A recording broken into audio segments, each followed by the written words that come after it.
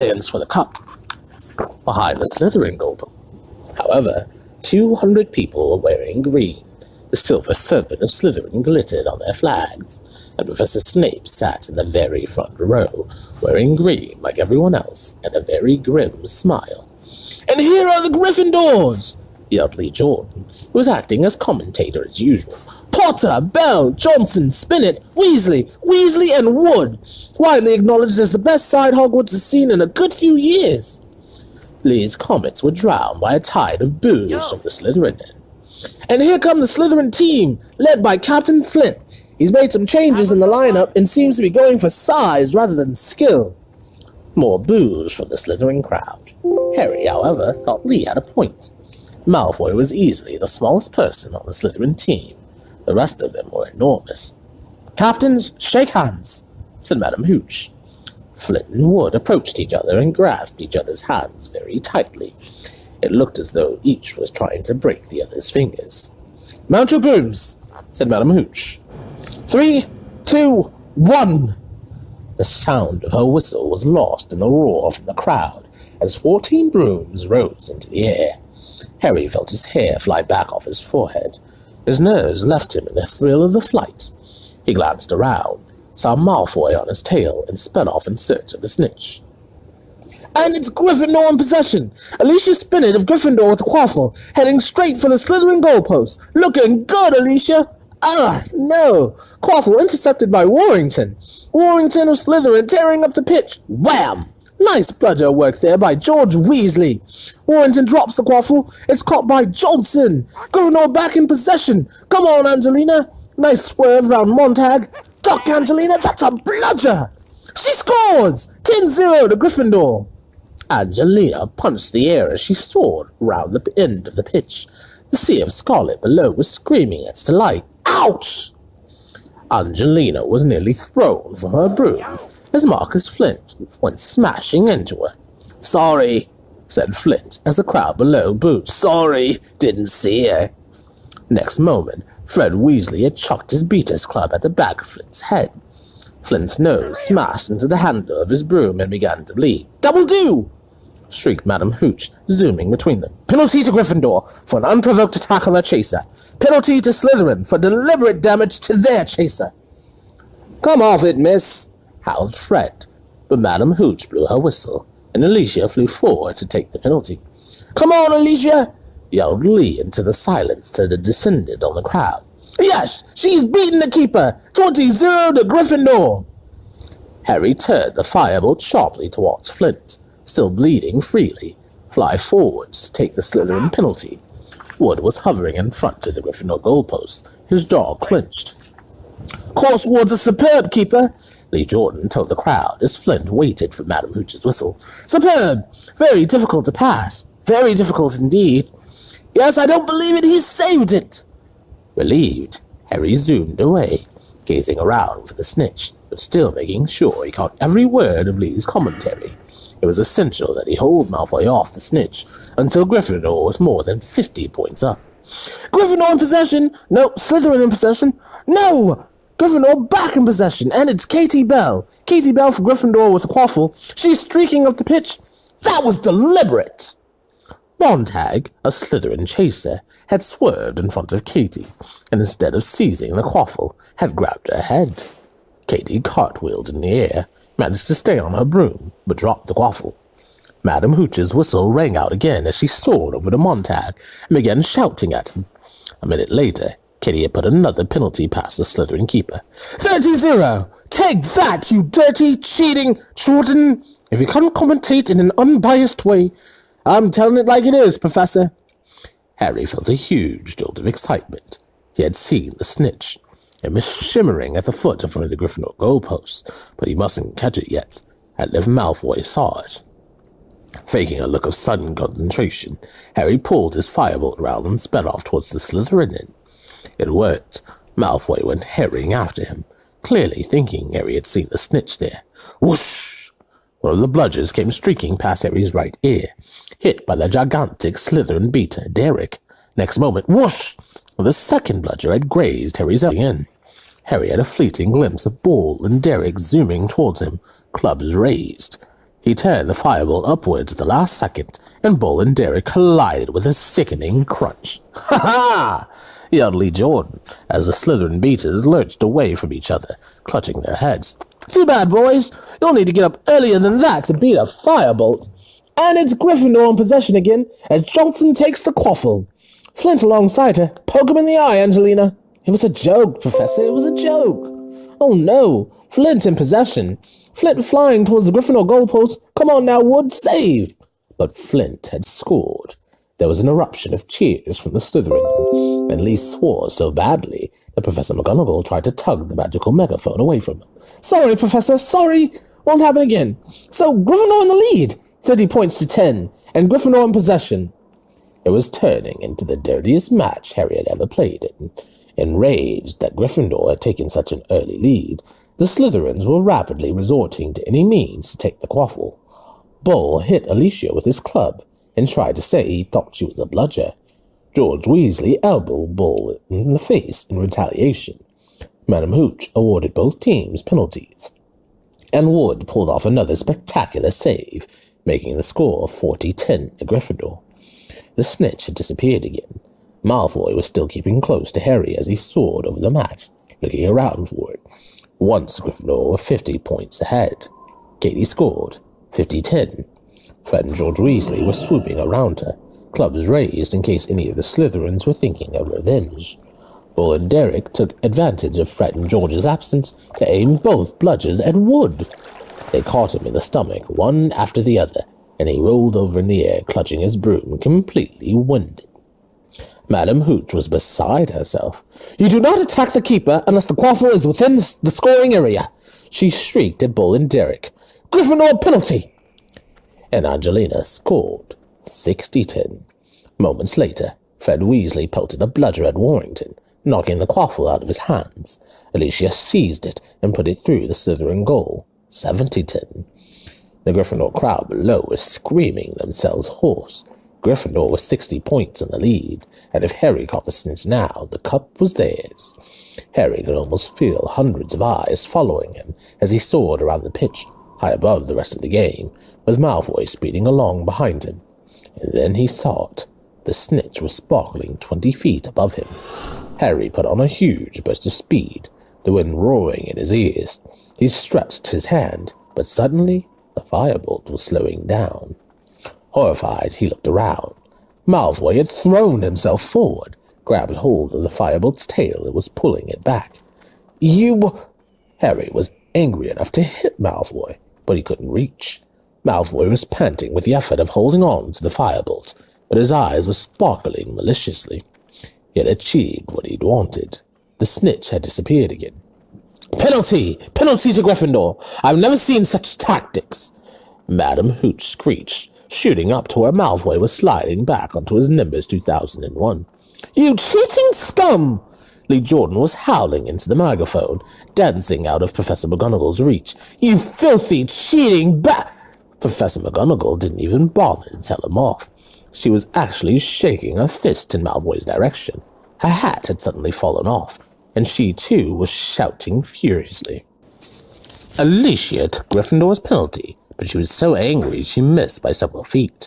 The Gryffindor team was losing concentration, and the Slytherins, delighted by Malfoy's foul on Harry, were being spurred on to greater heights. "Slytherin in possession! Slytherin heading for goal! Montague scores!" League groaned, 70-20 to Gryffindor. Harry was now marking Malfoy so closely their knees kept hitting each other. Harry wasn't going to let Malfoy anywhere near the snitch. "Get out of it, Potter!" Malfoy yelled in frustration as he tried to turn and found Harry blocking him. "Angelina Johnson gets the quaffle for Gryffindor! Come on, Angelina, come on!" Harry looked round.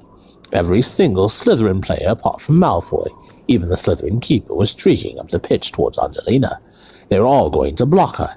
Harry wheeled the firebolt about, bent so low he was lying flat along the handle, and kicked it forwards. Like a bullet, he shot towards the Slytherins. "Ah!" They scattered as the firebolt zoomed towards them. Angelina's way was clear. "She scores! She scores! Gryffindor leads by 80 points to 20. Harry, who had almost pelted headlong into the stands, skidded to a halt in midair, reversed and zoomed back into the middle of the pitch. And then he saw something to make his heart stand still. Malfoy was diving, a look of triumph on his face. There, a few feet above the grass below, was a tiny golden glimmer. Harry urged the firebolt downwards, but Malfoy was miles ahead. Go, go, go! Harry urged his broom. They were gaining on Malfoy. Harry flattened himself to the broom handle as Bull sent a bludger at him. He was at Malfoy's ankles. He was level. Harry threw himself forwards, taking both hands off his broom. He knocked Malfoy's arm out of the way and... Yes! He pulled out of his dive, his hand in the air, and the stadium exploded. Harry soared above the crowd, an odd ringing in his ears. The tiny golden ball was held tight in his fists, beating its wings hopelessly against his fingers. Then Wood was speeding towards him, half blinded by tears. He seized Harry around the neck and sobbed unrestrainedly into his shoulder. Harry felt two large thumps as Fred and George hit them. Then Angelina, Alicia, and Katie's voices, "We won the cup! We won the cup!" tangled together in a mini-armed hug. The Gryffindor team sank, yelling hoarsely back to earth. Wave upon wave of crimson supporters were pouring over the barriers onto the pitch. Hands were raining down on their backs. Harry had a confused impression of noise and bodies pressing in on him. Then he and the rest of the team were hoisted onto the shoulders of the crowd. Thrust into the light, he saw Hagrid, plastered with crimson rosettes. "You beat him, Harry! You beat him! Wait till I tell Buckbeak!" There was Percy jumping up and down like a maniac, all dignity forgotten. Professor McGonagall was sobbing harder even than Wood, wiping her eyes with an enormous Gryffindor flag. And there, fighting their way towards Harry, were Ron and Hermione. Words failed them. They simply beamed as Harry was borne towards the stands. The Dumbledore stood waiting with the enormous Quidditch cup. If only there had been a Dementor around. As a sobbing Wood passed Harry the cup, as he lifted it into the air, Harry felt he could have produced the world's best Patronus. Chapter 16. Professor Trelawney's Prediction. Harry's euphoria at finally winning the Quidditch Cup lasted at least a week. Even the weather seemed to be celebrating. As June approached, the days became cloudless and sultry, and all anybody felt like doing was strolling into the grounds and flopping down on the grass with several pints of iced pumpkin juice, perhaps playing a casual game of gobstones, or watching the giant squid propel itself dreamily across the surface of the lake. But they couldn't. The exams were nearly upon them. Instead of lazing around outside, students were forced to remain inside the castle, trying to bully their brains into concentrating, while enticing wafts of summer air drifted in through the windows. Even Fred and George Weasley had been spotted working. They were about to take their OWLs, ordinary wizarding levels. Percy was getting ready to sit his NEWTs, nastily exhausting wizarding tests, the highest qualification Hogwarts offered. As Percy hoped to enter the Ministry of Magic, he needed top grades. He was becoming increasingly edgy, and gave very severe punishments to anybody who disturbed the quiet of the common room in the evenings. In fact, the only person who seemed more anxious than Percy was Hermione. Harry and Ron had given up asking her how she was managing to attend several classes at once, but they couldn't restrain themselves when they saw the exam timetable she had drawn up for herself. The first column read, Monday, 9 o'clock, arithmancy. 9 o'clock, transfiguration. Lunch, 1 o'clock charms. 1 o'clock ancient ruins.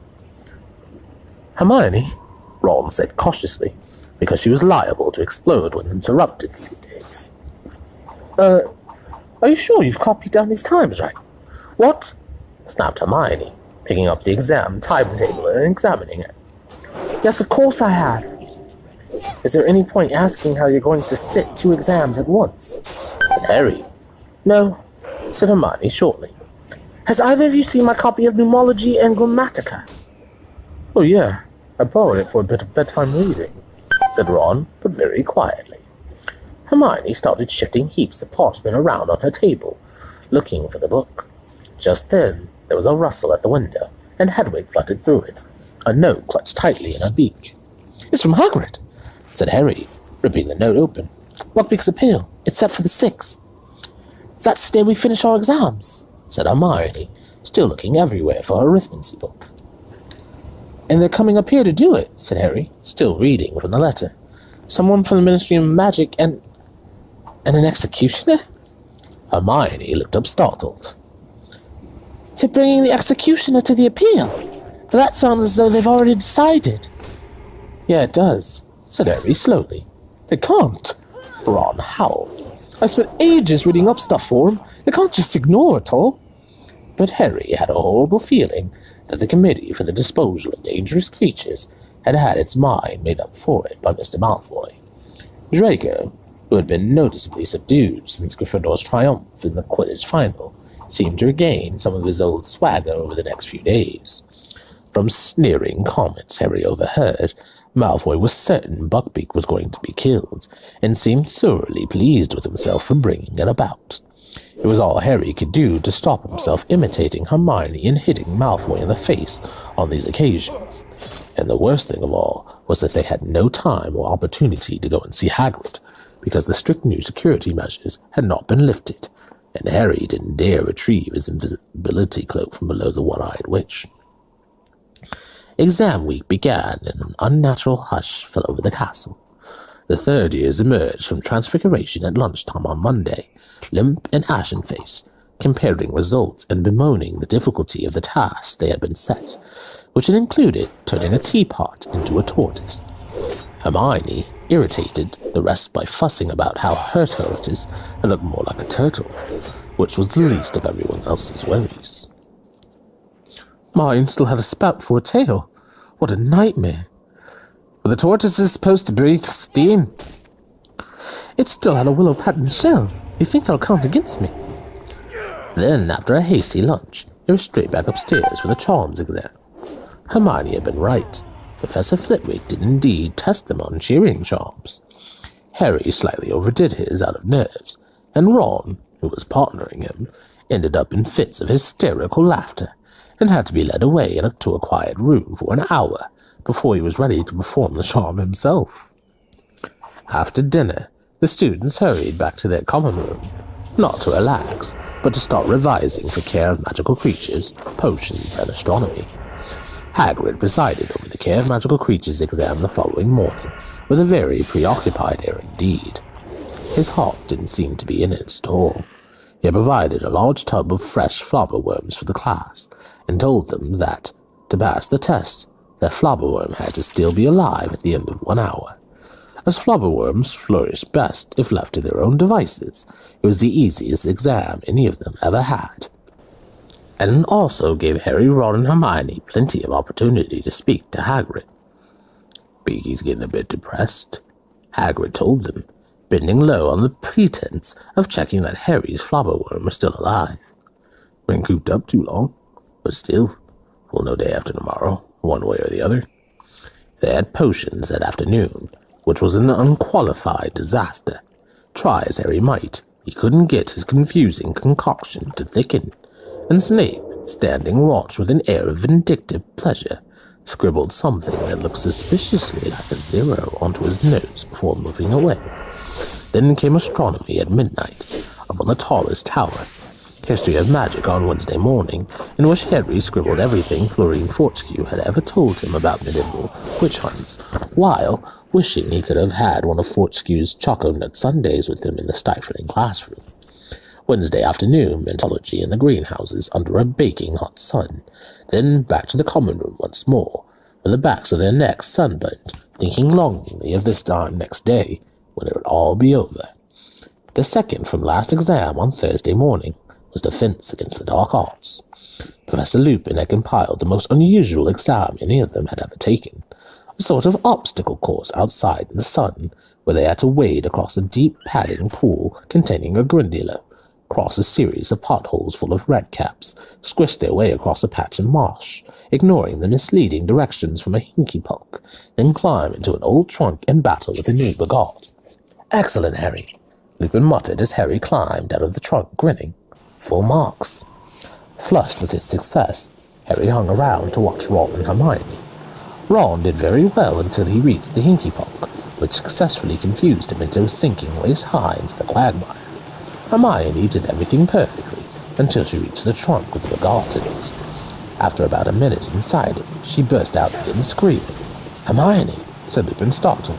"What's the matter?" Professor McGonagall," Hermione gasped, pointing into the trunk. She said I failed everything." It took a little while to calm Hermione down. When at last she had regained a grip on herself, she, Harry, and Ron went back to the castle. Ron was still slightly inclined to laugh at Hermione's bagarre, but an argument was averted by the sight that met them at the top of the steps. Cornelius Fudge, sweating slightly in his pinstripe cloak, was standing there staring out at the grounds. He started at the sight of them. "Hello there, Harry," he said. "Just had an exam, I expect. Did he finish?" "Yes," said Harry. Hermione and Ron, not being on speaking terms with the Minister for Magic, hovered awkwardly in the background. "Lovely day," said Fudge, casting an eye over the lake. Pity. He sighed deeply and looked down at Harry. "I'm here on an unpleasant mission, Harry. The Committee for the Disposal of Dangerous Creatures required a witness to the execution of a mad hippogriff. As I needed to visit Hogwarts to check on the black situation, I was asked to step in." "Does that mean the appeal's already happened?" Ron interrupted, stepping forward. No, it's scheduled for this afternoon," said Fudge, looking curiously at Ron. "Then you might not have to witness an execution at all," said Ron stoutly. "The hippogriff might get off." Before Fudge could answer, 2 wizards came through the castle doors behind him. One was so ancient, he appeared to be withering before their very eyes. The other was tall and strapping, with a thin black moustache. Harry gathered that they were representatives of the Committee for the Disposal for Dangerous Creatures, because the very old wizard squinted towards Hagrid's cabin and said in a feeble voice, Dear, I'm getting too old for this. 2 o'clock, isn't it, Fudge?" The black-moustached man was fingering something in his belt. Harry looked and saw that he was running one broad thumb along the blade of a shining axe. Ron opened his mouth to say something, but Hermione nudged him hard in the ribs and jerked her head towards the entrance hall. "Why'd you stop me?" said Ron angrily as they entered the great hall for lunch. "Did you see them? They've even got the axe ready. This isn't justice. Ron, your dad works for the Ministry. You can't go saying things like that to his boss," said Hermione, but she too looked very upset. "As long as Hagrid keeps his head this time and argues his case properly, they can't possibly execute Buckbeak." But Harry could tell Hermione didn't really believe what she was saying. All around them, people were talking excitedly as they ate their lunch, happily anticipating the end of exams that afternoon. But Harry, Ron, and Hermione, lost in worry about Hagrid and Buckbeak, didn't join in. Harry and Ron's last exam was divination, Hermione's Muggle studies. They walked up the marble staircase together. Hermione left them on the first floor, and Harry and Ron proceeded all the way up to the 7th, where many of their classes were sitting on the spiral staircase to Professor Trelawney's classroom, trying to cram in a bit of last-minute revision. "She's seeing all of us separately," Neville informed them as they went to sit down next to him. He had had his copy of Unfogging the Future open on his lap at the page devoted to crystal gazing. "Have either of you ever seen anything in a crystal ball?" he asked them unhappily. "Nope," said Ron in an offhand voice. He kept checking his watch. Harry knew that he was counting down the time until Blackbeak's appeal started. The queue of people outside the classroom shortened very slowly. As each person climbed back down the silver ladder, the rest of the class hissed, "What did she ask? Was it okay?" But they all refused to say. "She says the crystal balls told her that if I tell you, I'll have a horrible accident," squeaked Neville, as he clambered back down the ladder towards Harry and Ron, who had now reached the landing. "That's convenient," snorted Ron. I'm starting to think Hermione was right about her." He jabbed his thumb towards the trapdoor overhead. "She's a right old fraud." "Yeah," said Harry, looking at his own watch. It was now 2 o'clock. Wish he'd hurry up. Artie came back down the ladder glowing with pride. "She says I've got all the makings of a true seer. she informed Harry and Ron. "I saw loads of stuff. Well, good luck." She hurried off down the spiral staircase towards Lavender. "Ronald Weasley," said the familiar misty voice from over their heads. Ron grimaced at Harry, then climbed the silver ladder out of sight. Harry was now the only person left to be tested. He settled himself on the floor with his back against the wall, listening to a fly buzzing in a sunny window, his mind across the grounds with Hagrid.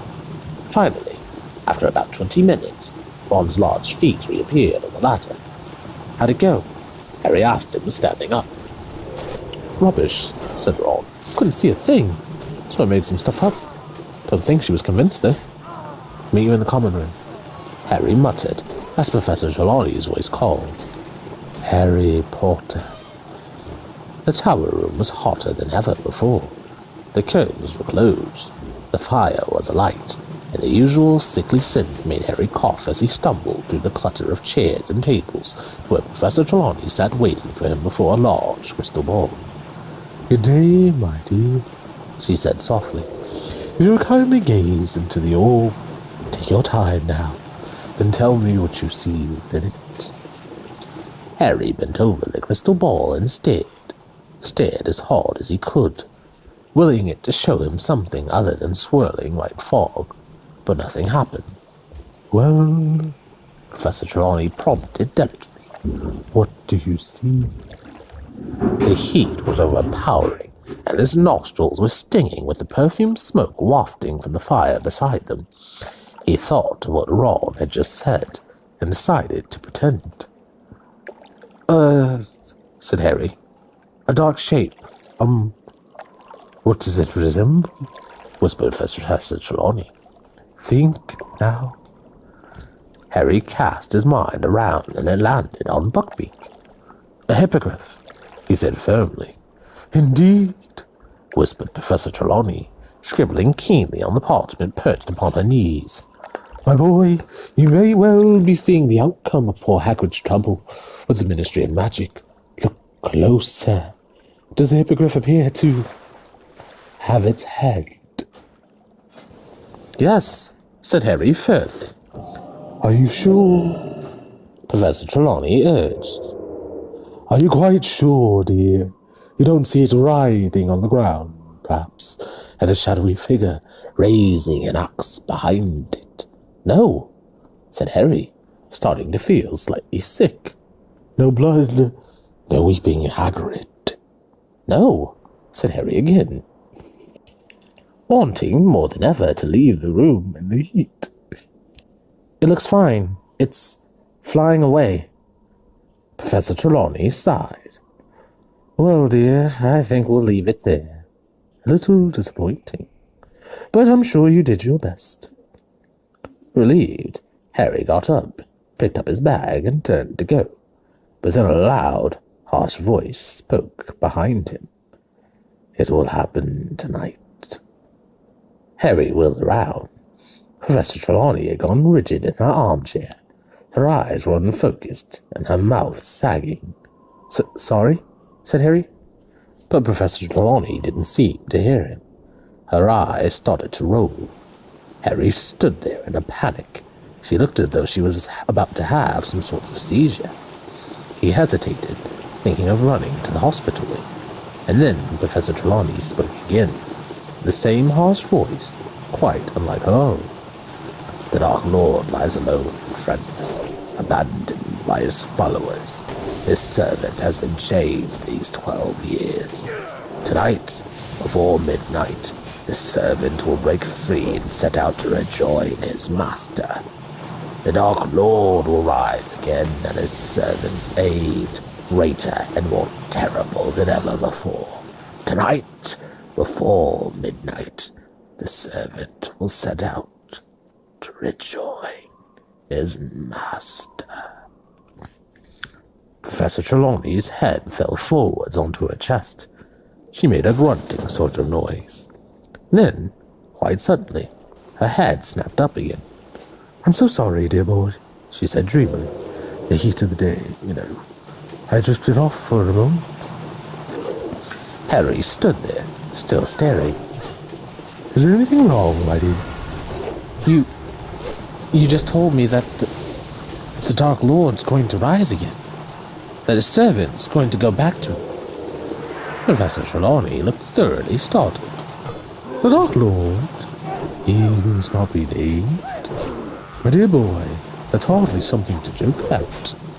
Rise again indeed. But you just said it. You said the Dark Lord. I think you must have dozed off too, dear, said Professor Trelawney. I would certainly not presume to predict anything quite as far-fetched as that.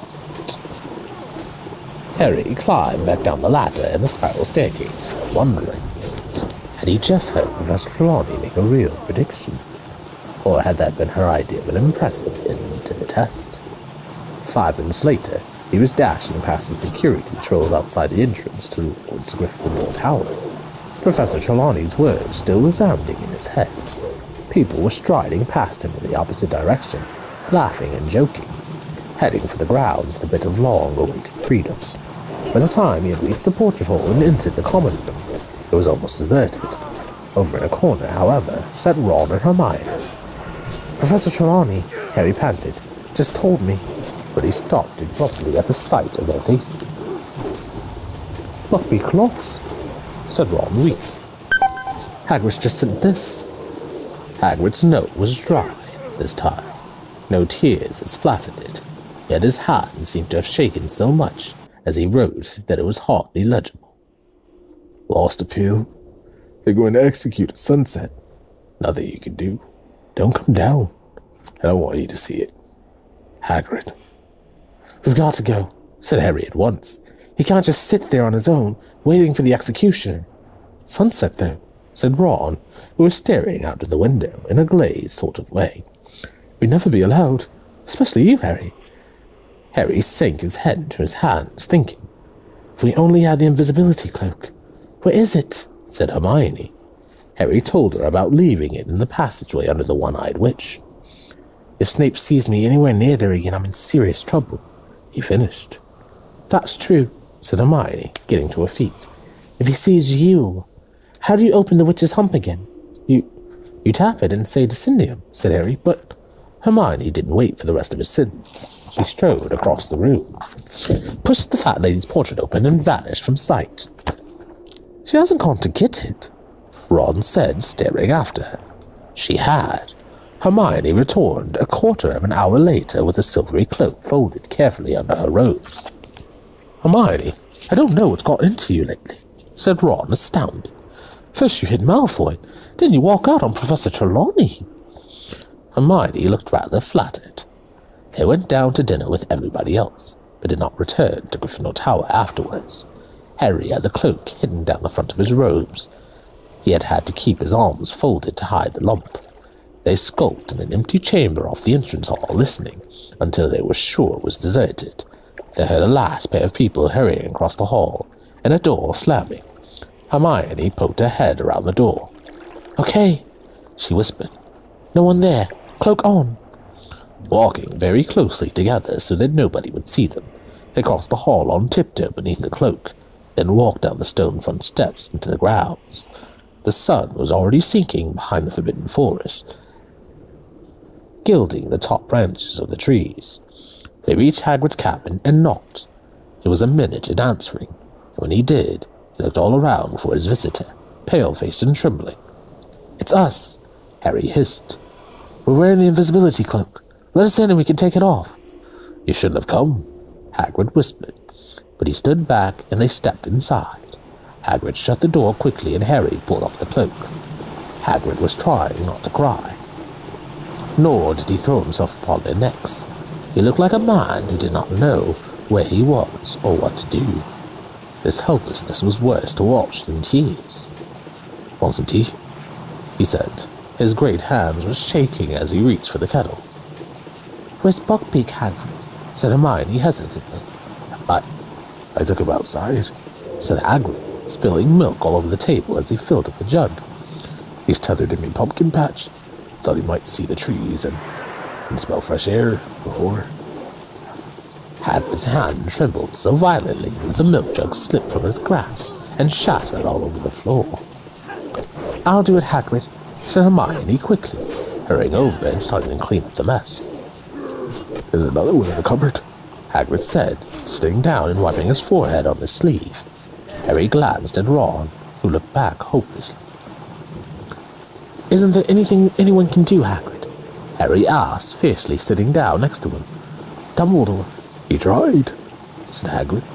"He's got no power to overrule the committee. He told them Buckbeak's all right, but they're scared. You know what Lucius Malfoy's like. Threatened them, I expect. And the executioner, back there, he's no pal of Malfoy's. But he'll be quick and clean, and I'll be beside him." Hagrid swallowed.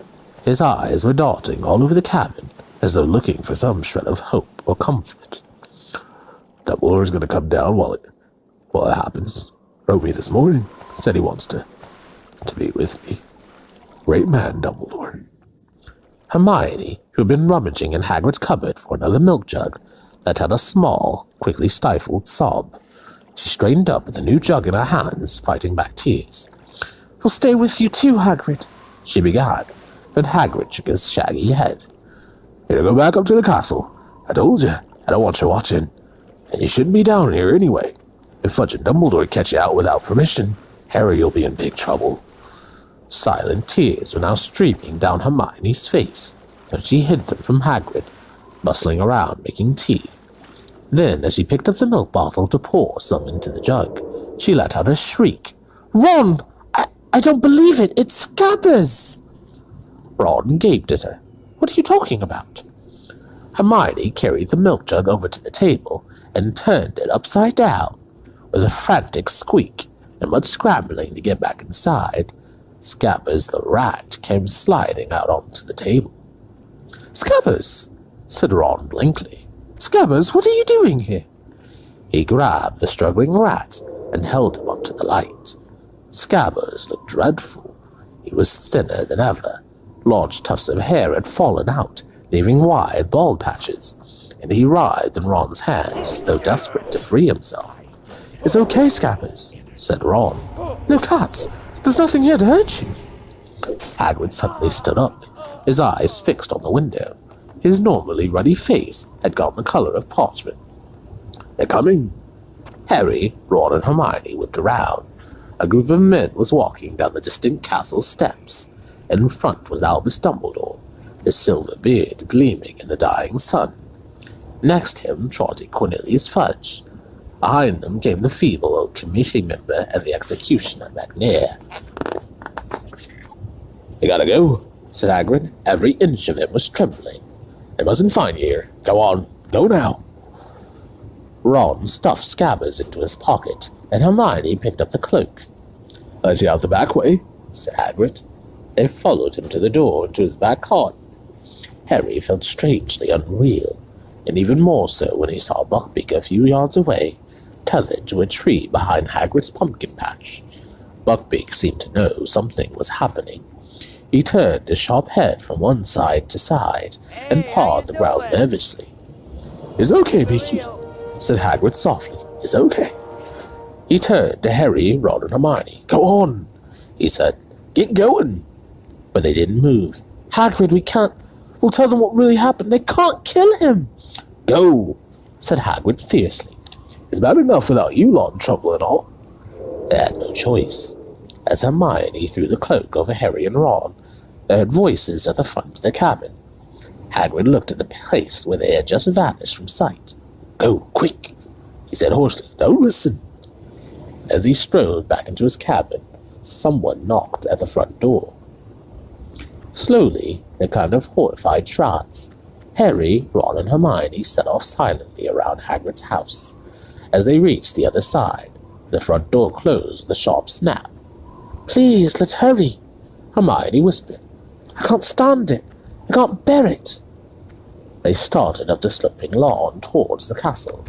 The sun was sinking fast now. The sky had turned to a clear purple-tinged grey, but to the west there was a ruby-red glow. Ron stopped dead. "Oh, please, Ron," Hermione began. "It's Scabbers. He won't stay put."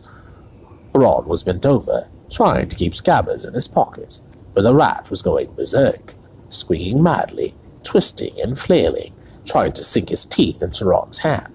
"Scabbers, it's me, you idiot! It's Ron!" Ron hissed. They heard a door open behind them and men's voices. "Oh, Ron, please, let's move! They're going to do it!" Hermione breathed. "Okay, Scabbers, stay put!" They walked forwards. Harry, like Hermione, was trying not to listen to the rumble of voices behind them. Ron stopped again. "I can't hold him! Scabbers, shut up! Everyone will hear us!" The rat was squealing wildly, but not loudly enough to cover up the sounds drifting from Hagrid's garden. There was a jumble of indistinct male voices, a silence, and then, without warning, the unmistakable swish and thud of an axe. Hermione swayed on the spot. "They did it," she whispered to Harry. "I don't believe it. They did it." Chapter 17. Cat, Rat and Dog. Harry's mind had gone blank with shock. The three of them stood transfixed with horror under the invisibility cloak. The very last rays of the setting sun were casting a bloody light over the long, shadowed grounds. Then, behind them, they heard a wild howling. "Hagrid," Harry muttered. Without thinking about what he was doing, he made to turn back. Both Ron and Hermione seized his arms. "We can't," said Ron. It was paper white. "He'll be in worse trouble if they know we've been out to see him."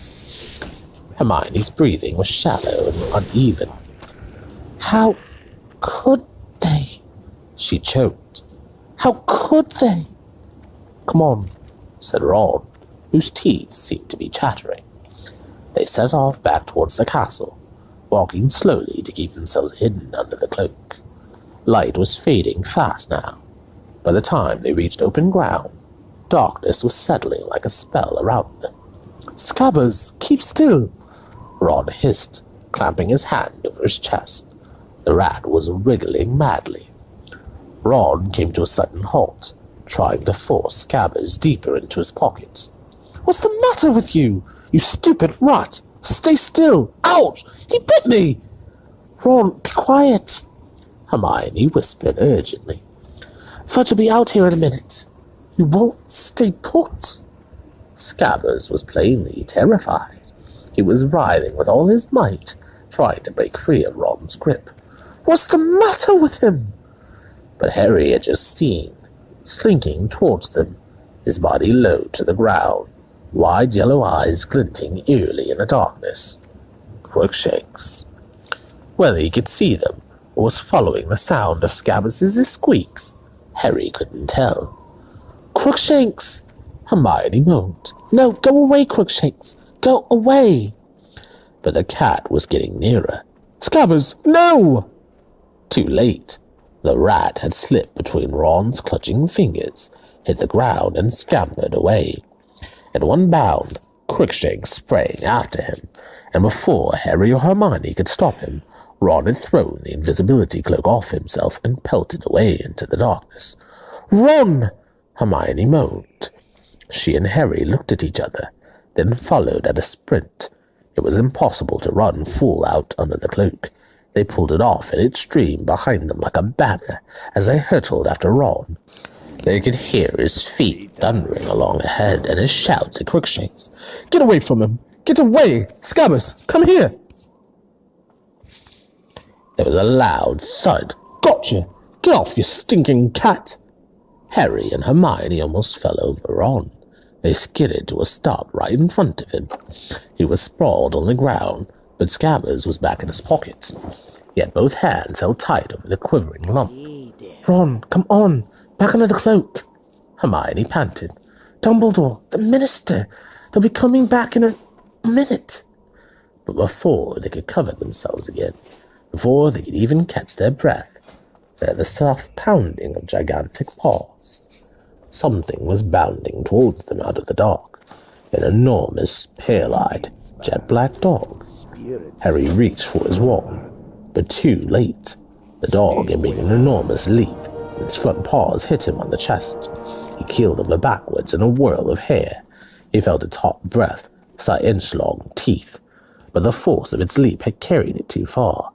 It rolled off him, dazed, feeling as though his ribs were broken. Harry tried to stand up. He could hear it growling as it skidded around for a new attack. Ron was on his feet as the dog sprang back towards them. He pushed Harry aside.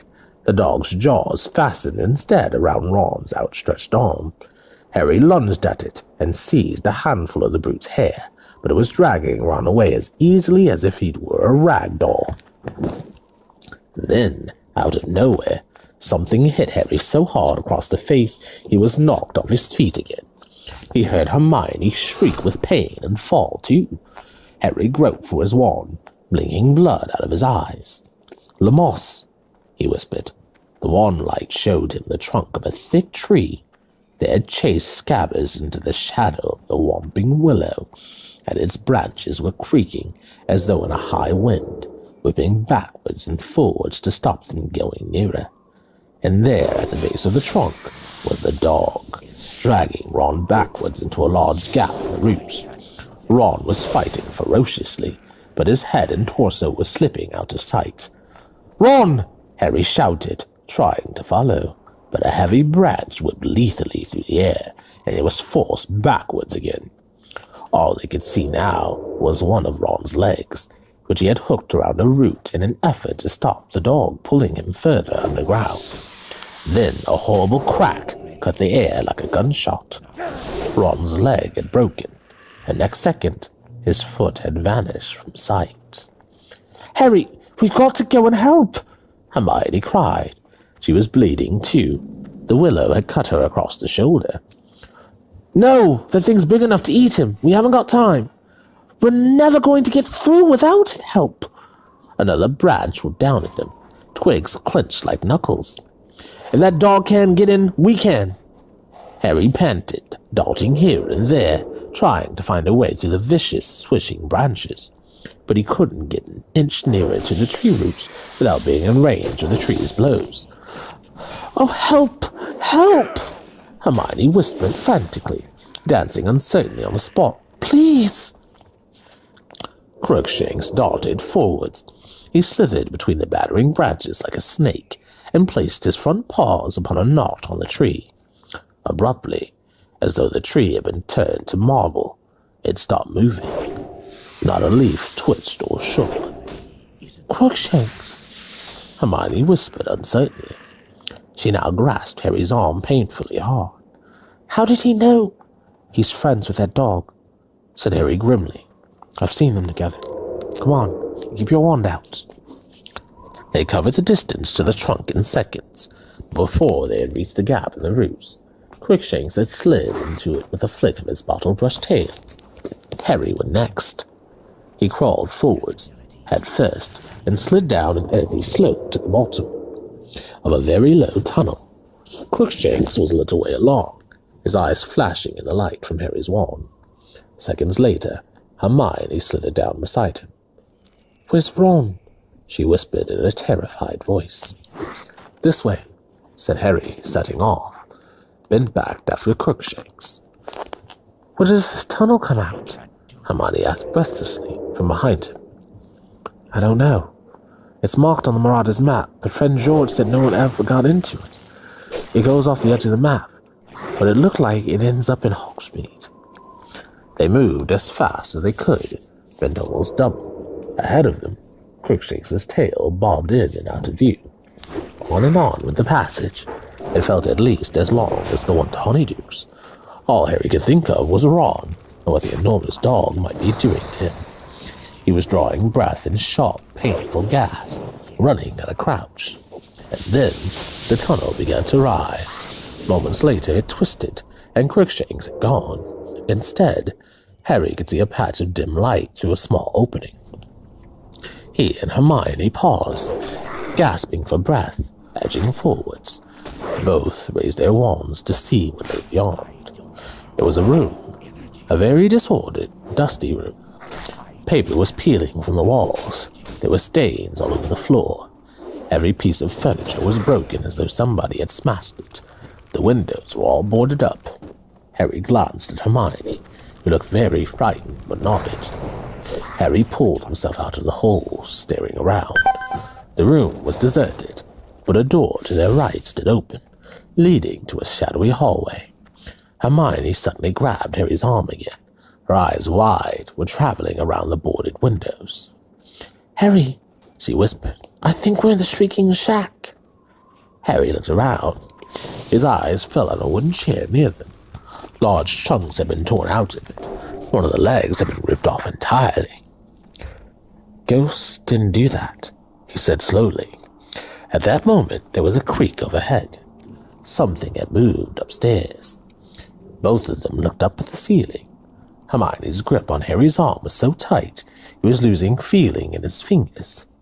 He raised his eyebrows at her. She nodded again and let go. Quietly as they could, they crept into the hall and up the crumbling staircase. Everything was covered in a thick layer of dust except the floor, where a wide, shiny stripe had been made by something being dragged upstairs. They reached the dark landing.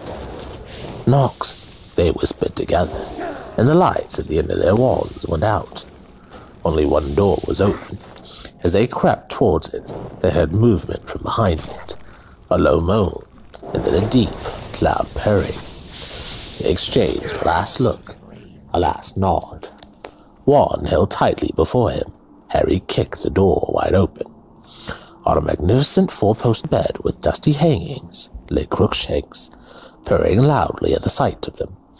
On the floor beside him, clutching his leg, which stuck out at a strange angle, was Ron. Harry and Hermione dashed across to him. "Ron, are you okay? Where's the dog?" "Not a dog," Ron moaned. His teeth were gritted with pain. "Harry, it's a trap." "What?" "He's the dog. He's an animagus." Ron was staring over Harry's shoulder. Harry wheeled around. With a snap, the man in the shadows closed the door behind them. A mass of filthy, matted hair hung to his elbows. If eyes hadn't been shining out of the deep, deep sockets, he might have been a corpse. The waxy skin was stretched so tightly over the bones of his face, it looked like a skull. His yellow teeth were bared in a grin. It was Sirius Black. "Expelliarmus," he croaked, pointing Ron's wand at them. Harry's and Hermione's wands shot out of their hands, high in the air, and Black caught them. Then he took a step closer. His eyes were fixed on Harry. "I thought you'd come and help your friend," he said hoarsely. His voice sounded as though he had long ago lost the habit of using. "Your father would have done the same for me. Brave of you not to run for a teacher. I'm grateful. It'll make everything much easier." The taunt about his father rang in Harry's ears as though Black had bellowed it. A boiling hate erupted in Harry's chest, leaving no place for fear. For the first time in his life, he wanted his wand back in his hand, not to defend himself, but to attack, to kill. Without knowing what he was doing, he started forwards, but there was a sudden movement on either side of him, and two pairs of hands grabbed him and held him back. "No, Harry!" Hermione gasped in a petrified whisper. Ron, however, spoke to Black. "If you want to kill Harry, you have to kill us too," he said fiercely, though the effort of standing up had drained him of still more color, and he swayed slightly as he spoke. Something flickered in Black's shadowed eyes. "Lie down," he said quietly to Ron. "You'll damage that leg even more." "Did you hear me?" Ron said weakly, though he was clinging painfully to Harry to stay upright. "You'll have to kill all three of us." "There'll be only one murder here tonight," said Black, and his grin widened. "Why's that?" Harry spat, trying to wrench himself free of Ron and Hermione. "Didn't care last time, did you? Didn't mind slaughtering all those muggles to get at Pettigrew? What's the matter? Gone soft in Azkaban?" "Harry," Hermione whimpered, "be quiet. He killed my mom and dad!" Harry roared, and with a huge effort he broke free of Hermione and Ron's restraint and lunged forwards. He had forgotten about magic. He had forgotten that he was short and skinny and 13, whereas Black was a tall, full-grown man. All Harry knew was that he wanted to hurt Black as badly as he could, and that he didn't care how much he got hurt in return. Perhaps it was the shock of Harry doing something so stupid, but Black didn't raise the wands in time. One of Harry's hands fastened over Black's wasted wrist, forcing the wand tips away. The knuckles of Harry's other hand collided with the side of Black's head, and they fell backwards into the wall. Hermione was screaming. Ron was yelling. There was a blinding flash as the wands in Black's hands sent into the air a jet of sparks, which missed Harry's face by inches. Harry felt the shrunken arm under his fingers twisting madly, but he clung on, his other hand punching every part of Black he could find. But Black's free hand had found Harry's throat. "No," he hissed. "I've waited too long." The fingers tightened. Harry choked, his glasses askew. Then he saw Hermione's foot swing out of nowhere. Black let go of Harry with a grunt of pain. Ron had thrown himself on Black's wand hand, and Harry heard a faint clatter. He fought free of the tangle of bodies and saw his own wand rolling across the floor. He threw himself towards it, but "Ah!" Crookshanks had joined the fray. Both sets of front claws had sunk themselves deep into Harry's arm. Harry threw him off, but Crookshanks now darted toward Harry's wand. "No, you don't!" roared Harry, and he aimed a kick at Crookshanks that made the cat leap aside. Spitting, Harry snatched up his wand and turned. "Get out of the way!" he shouted at Ron and Hermione. They didn't need telling twice. Hermione, gasping for breath, her lip bleeding, scrambled aside, snatching up her and Ron's wands. Ron crawled to the four-poster and collapsed onto it, panting, his white face now tinged with green, both hands clutching his broken leg. Black was sprawled at the bottom of the wall. His thin chest rose and fell rapidly as he watched Harry walking slowly nearer, his wand pointing straight at Black's heart. "Going to kill me, Harry?" he whispered. Harry stopped right above him, his wand still pointing at Black's chest. He looked down at him.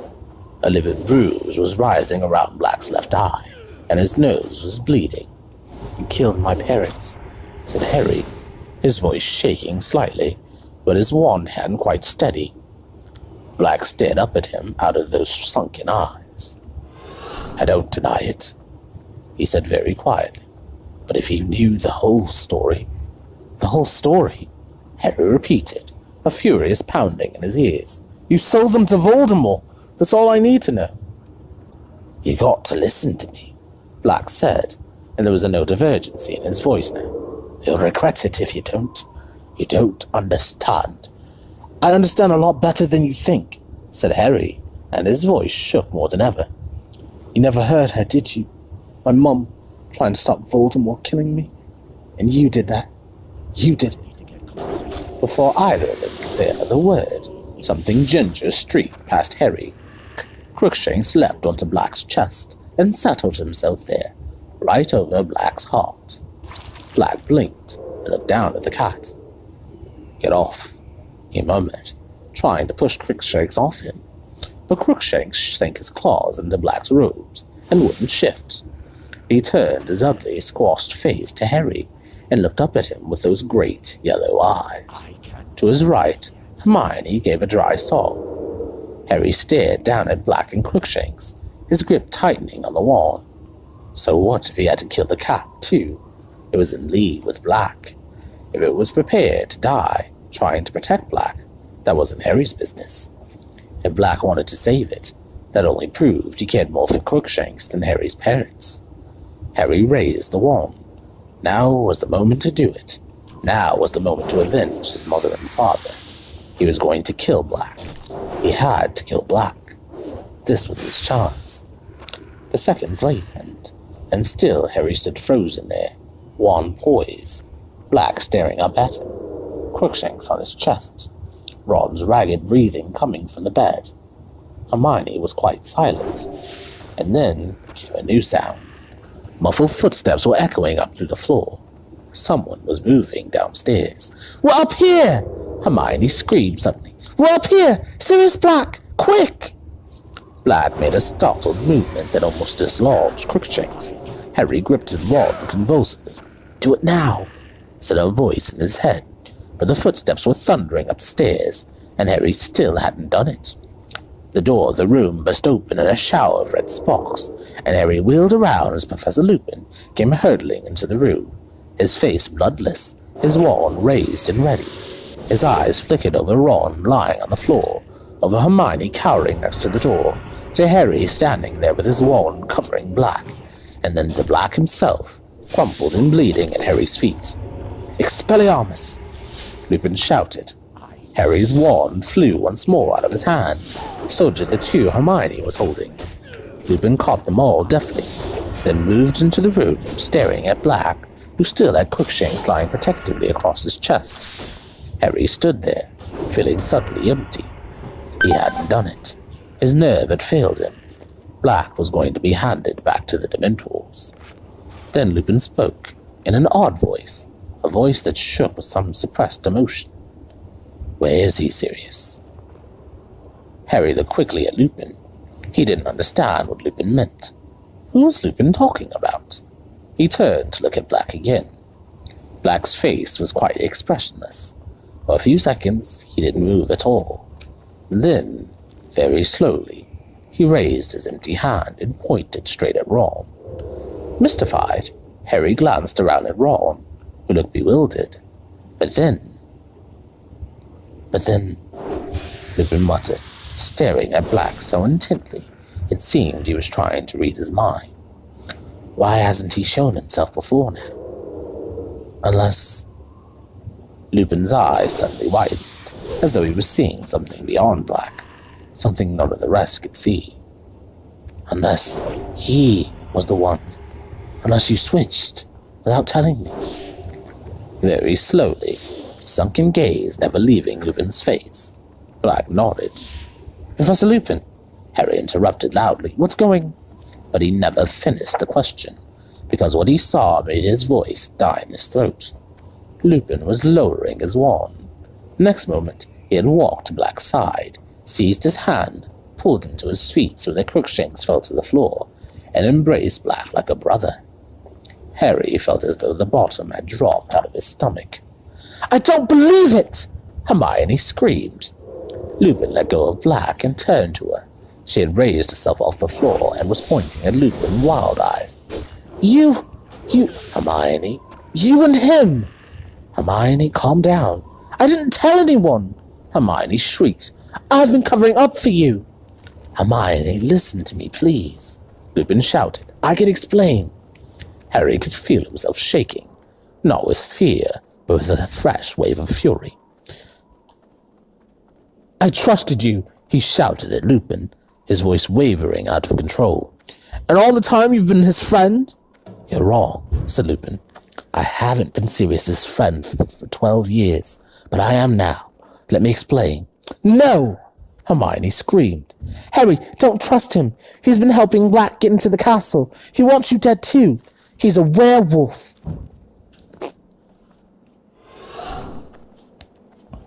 There was a ringing silence. Everyone's eyes were now on Lupin, who looked remarkably calm, though rather pale. "Not at all at your usual standard, Hermione," he said. "Only 1 out of 3, I'm afraid. I have not been helping Sirius get into the castle, and I certainly don't want Harry dead." An odd shiver passed over his face, but I won't deny that I am a werewolf. Ron made a valiant effort to get up again, but fell back with a whimper of pain. Lupin made towards him, looking concerned, but Ron gasped, "Get away from me, werewolf!" Lupin stopped dead. Then, with an obvious effort, he turned to Hermione and said, "How long have you known?" "Ages," Hermione whispered. "Since I did Professor Snape's essay." "He'll be delighted," said Lupin coolly.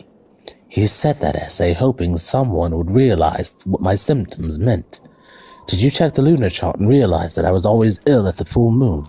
Or did you realize that the boggart changed into the moon when it saw me?" "Both," Hermione said quietly. Lupin forced a laugh. "You're the cleverest witch of your age I've ever met, Hermione." "I'm not," Hermione whispered. "If I'd been a bit clever, I'd have told everyone what you are." "But they already know," said Lupin. "At least the staff do." Dumbledore hired you when he knew you were a werewolf. Ron gasped. Is he mad? Some of the staff thought so, said Lupin. He had to work very hard to convince certain teachers that I'm trustworthy. And he was wrong, Harry yelled. You've been helping him all the time. He was pointing at Black, who had crossed to the four-poster bed and sunk onto it, his face hidden in one shaking hand. Crookshanks leapt up beside him and stepped onto his lap, purring. Ron edged away from both of them, dragging his leg. I have not been helping Sirius, said Lupin. If you'll give me a chance, I'll explain. Look. He separated Harry, Ron, and Hermione's wand and threw each back to its owner. Harry caught his, stunned. There, said Lupin, sticking his old wand back into his belt. You're armed. We're not. Now will you listen? Harry didn't know what to think. Was it a trick? If you haven't been helping him, he said, with a furious glance at Black. How did you know he was here? The map, said Lupin. The Marauder's map. I was in my office examining it. You know how to work it? Harry said suspiciously. Of course I know how to work it, said Lupin, waving his hand impatiently. I helped write it. I'm Moony. That was my friend's nickname for me at school. You wrote? The important thing is, I was watching it carefully this evening, because I had an idea that you, Ron and Hermione, might try and sneak out of the castle to visit Hagrid before his hippogriff was executed. And I was right, wasn't I? He had started to pace up and down, looking at them. Little patches of dust rose at his feet. You might have been wearing your father's old cloak, Harry. How do you know about the cloak? The number of times I saw James disappearing under it, said Lupin, waving an impatient hand. The point is, even if you're wearing an invisibility cloak, you show up on the Marauder's map. I watched you cross the grounds and into Hagrid's hut. 20 minutes later, you left Hagrid and set off back towards the castle, but you are now accompanied by somebody else. What? Said Harry. No, we weren't.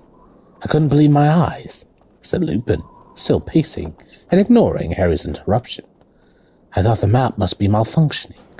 How could he be with you? No one was with us, said Harry. And then I saw another dot, moving fast towards you, labeled Sirius Black. I saw him collide with you. I watched as he pulled two of you into the Wandering Willow. One of us, Ron said angrily. No, Ron, said Lupin. Two of you. He had stopped his pacing, his eyes moving over Ron. Do you think I could have a look at that rat? He said evenly. What? Said Ron. What's Scabbers got to do with it? Everything, said Lupin. Could I see him, please? Ron hesitated, then put a hand inside his robes. Scabbers emerged, thrashing desperately. Ron had to seize his long, bald tail to stop him escaping. Crookshanks stood up on Black's lap and made a soft hissing noise. Lupin moved closer to Ron. He seemed to be holding his breath as he gazed intently at Scabbers. What? Ron said again, holding Scabbers close to him, looking scared. What's my rat got to do with anything? Chapter 18. Moony, Wormtail, Padfoot, and Prongs. It took a few seconds for the absurdity of the statement to sink in. Then Ron voiced what Harry was thinking. You're both mental. Ridiculous, said Hermione faintly. Peter Pettigrew's dead, said Harry. He killed him 12 years ago. He pointed at Black, whose face twitched convulsively. I meant to, he growled, his yellow teeth bare. But little Peter got the better of me. Not this time, though. And Crookshanks was thrown to the floor as Black lunged at Scabbers. Ron yelled with pain as Black's weight fell on his broken leg. Sirius, no! Lupin yelled, launching himself forwards and dragging Black away from Ron again. Wait, you can't do it just like that. They need to understand. We've got to explain. We can explain afterwards, snarled Black, trying to throw Lupin off, one hand still clawing the air as he tried to reach Scabbers, who was squealing like a piglet, scratching Ron's face and neck as he tried to escape. They've got a right to know everything, Lupin panted, still trying to restrain Black. Ron's kept him as a pet. There are parts of it even I don't understand. And Harry, you owe Harry the truth, Sirius. Black stopped struggling, though his hallowed eyes were still fixed on Scabbers, who was clamped tightly under Ron's bitten, scratched, and bleeding hands. All right, then, Black said without taking his eyes off the rat. Tell them whatever you like, but make it quick, Remus. I want to commit the murder I was imprisoned for. You're nutters, both of you, said Ron shakily, looking round at Harry and Hermione for support. I've had enough of this. I'm off. He tried to heave himself up on his good leg, but Lupin raised his wand again, pointing it at Scabbers. You're going to hear me out, Ron, he said quietly. Just keep a tight hold on Peter while you listen. He's not Peter, he's Scabbers, Ron yelled, trying to force the rat back into his front pocket, but Scabbers was fighting too hard. Ron swayed and overbalanced, and Harry caught him and pushed him back down on the bed. Then, ignoring Black, Harry turned to Lupin. There were witnesses who saw Pettigrew die, he said, a whole street full of them. They didn't see what they thought they saw, said Black savagely, still watching Scabbers struggling in Ron's hands. Everyone thought Sirius killed Peter, said Lupin, nodding. I believed it myself until I saw the map tonight, because the Marauder's map never lies. Peter's alive. Ron's holding him, Harry. Harry looked down at Ron, and as their eyes met, they agreed silently. Black and Lupin were both out of their minds. Their story made no sense whatsoever. How could Scabbers be Peter Pettigrew? Azkaban must have unhinged Black after all. But why was Lupin playing along with him? Then Hermione spoke in a trembling, would-be calm sort of voice, as though trying to will Professor Lupin to talk sensibly. But, Professor Lupin, Scabbers can't be Pettigrew. It just can't be true. You know it can't. Why can't it be true? Lupin said calmly, as though they were in class and Hermione had simply spotted a problem in an experiment with Grindylows. Because people would know if Peter Pettigrew had been an animagus. We did animagi in class with Professor McGonagall, and I looked them up when I did my homework. The Ministry keeps tabs on witches and wizards who can become animals.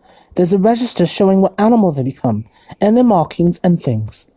I went and looked Professor McGonagall up on the register, and there have only been 7 animagi this century, and Pettigrew's name wasn't on the list. Harry barely had time to marvel inwardly at the effort Hermione put into her homework, when Lupin started to laugh. Right again, Hermione, he said, but the Ministry never knew that there used to be 3 unregistered animagi running around Hogwarts. If you're going to tell them the story, get a move on, Remus, snarled Black, who was still watching Scabbers' every desperate move.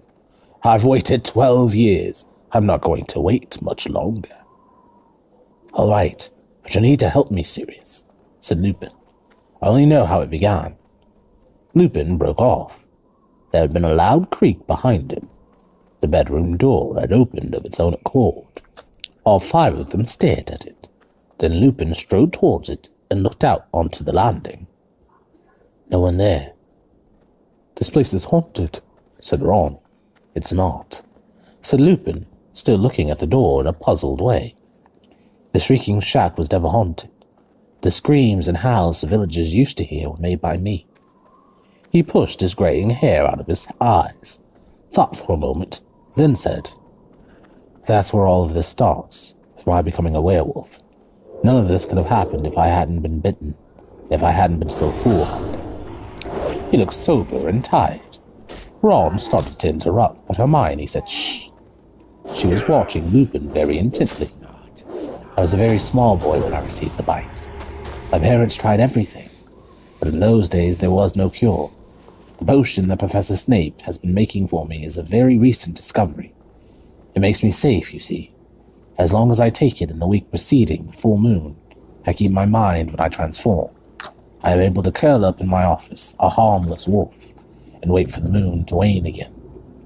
Before the wolfsbane potion was discovered, however, I became a fully fledged monster once a month. It seemed impossible that I would be able to come to Hogwarts. Other parents were unlikely to want their children exposed to me. Then Dumbledore became headmaster, and he was sympathetic. He said that as long as we took certain precautions, there was no reason I shouldn't come to school. Lupin sighed and looked directly at Harry. I told you months ago that the Whomping Willow was planted the year I came to Hogwarts. The truth is that it was planted because I came to Hogwarts. This house. Lupin looked miserably around the room. The tunnel that leads to it. They were built for my use. Once a month I was smuggled out of the castle into this place to transform. The tree was placed at the tunnel mouth to stop anyone coming across me while I was dangerous. Harry couldn't see where this story was going, but he was listening raptly all the same. The only sound, apart from Lupin's voice, was Scabbers' frightened squeaking. My transformations in those days were very terrible. It is very painful to turn into a werewolf. I was separated from humans to bite, so I bit and scratched myself instead. The villagers heard the noise and the screaming and thought they were hearing particularly violent spirits. Dumbledore encouraged the rumor. Even now, when the house has been silent for years, the villagers don't dare approach it. But apart from my transformations, I was happier than I had ever been in my life. For the first time ever, I had friends. 3 great friends. Sirius Black, Peter Pettigrew, and, of course, your father, Harry, James Potter. Now, my 3 friends could hardly fail to notice that I disappeared once a month. I made up all sorts of stories. I told them my mother was ill, and that I had to go home to see her. I was terrified they would desert me the moment they found out what I was. But of course, they, like you, Hermione, worked out the truth. And they didn't desert me at all. Instead, they did something for me that would make my transformations not only bearable, but the best times of my life. They became animagi. My dad, too, said Harry, astounded. Yes, indeed, said Lupin. It took them the best part of 3 years to work out how to do it. Your father and Sirius here were the cleverest students in the school. And lucky they were, because the animagi's transformations can go horribly wrong. One reason the Ministry keeps a close watch on those attempting to do it. Peter needed all the help he could get from James and Sirius. Finally, in our 5th year, they managed it. They could each turn into a different animal at will. But how did that help you? Said Hermione, sounding puzzled. They couldn't keep me company as humans, so they kept me company as animals, said Lupin. A werewolf is only dangerous to people. They sneaked out of the castle every month under James's invisibility cloak. They transformed. Peter, as the smallest, could slip beneath the willow's attacking branches and touch the knot that freezes it. They would then slip down the tunnel and join me, under the influence. I became less dangerous. My body was still wolfish, but my mind seemed to become less so while I was with them. Hurry up, Remus, snarled Black, who was still watching Scabbers with a horrible sort of hunger in his face. I'm getting there, Sirius, I'm getting there. Well, highly exciting possibilities were open to us now we could all transform. Soon we were leaving the Shrieking Shack and roaming the school grounds and the village by night. Sirius and James transformed into such large animals, they were able to keep a werewolf in check. I doubt whether any Hogwarts student ever found out more about the Hogwarts grounds and Hogsmeade than we did. And that's how we came to write the Marauders map and sign it with our nicknames. Sirius is Padfoot, Peter is Wormtail, James is Prongs. What sort of animal? Harry began, but Hermione cut across him. That was still really dangerous. Running around in the dark with a werewolf. What if you'd given the others the slip and bitten somebody? A thought that still haunts me, said Lupin heavily. And there were near misses, many of them. We laughed about them afterwards. We were young, thoughtless, carried away with our own cleverness. I sometimes felt guilty about betraying Dumbledore's trust, of course. He had admitted me to Hogwarts when no one as a headmaster would have done so, and he had no idea I was breaking the rules he had set down for my own and others' safety.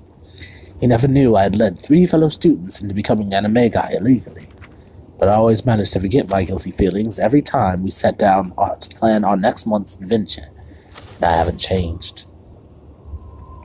Lupin's face had hardened, and there was a self-disgust in his voice.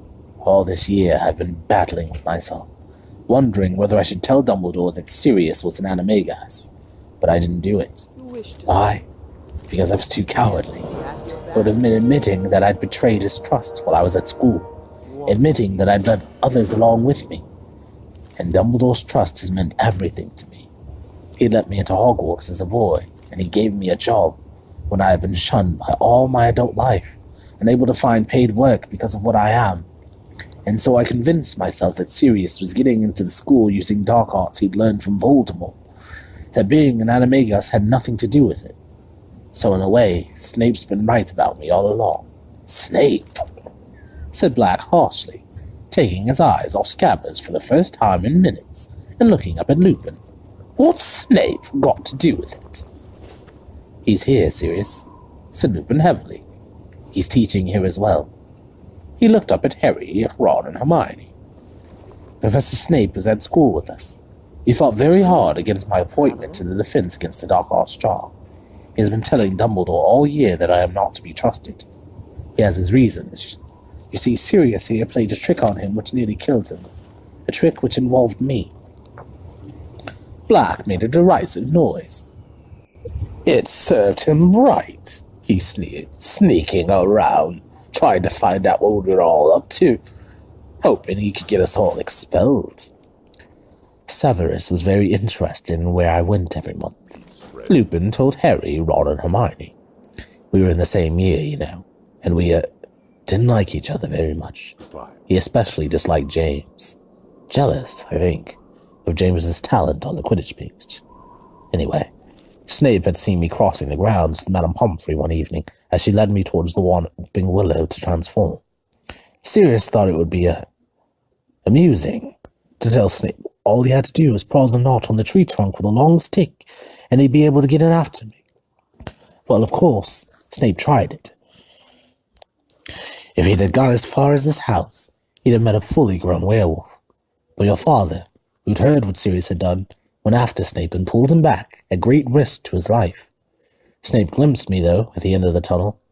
He was forbidden to tell anybody by Dumbledore, but from that time on he knew what I was.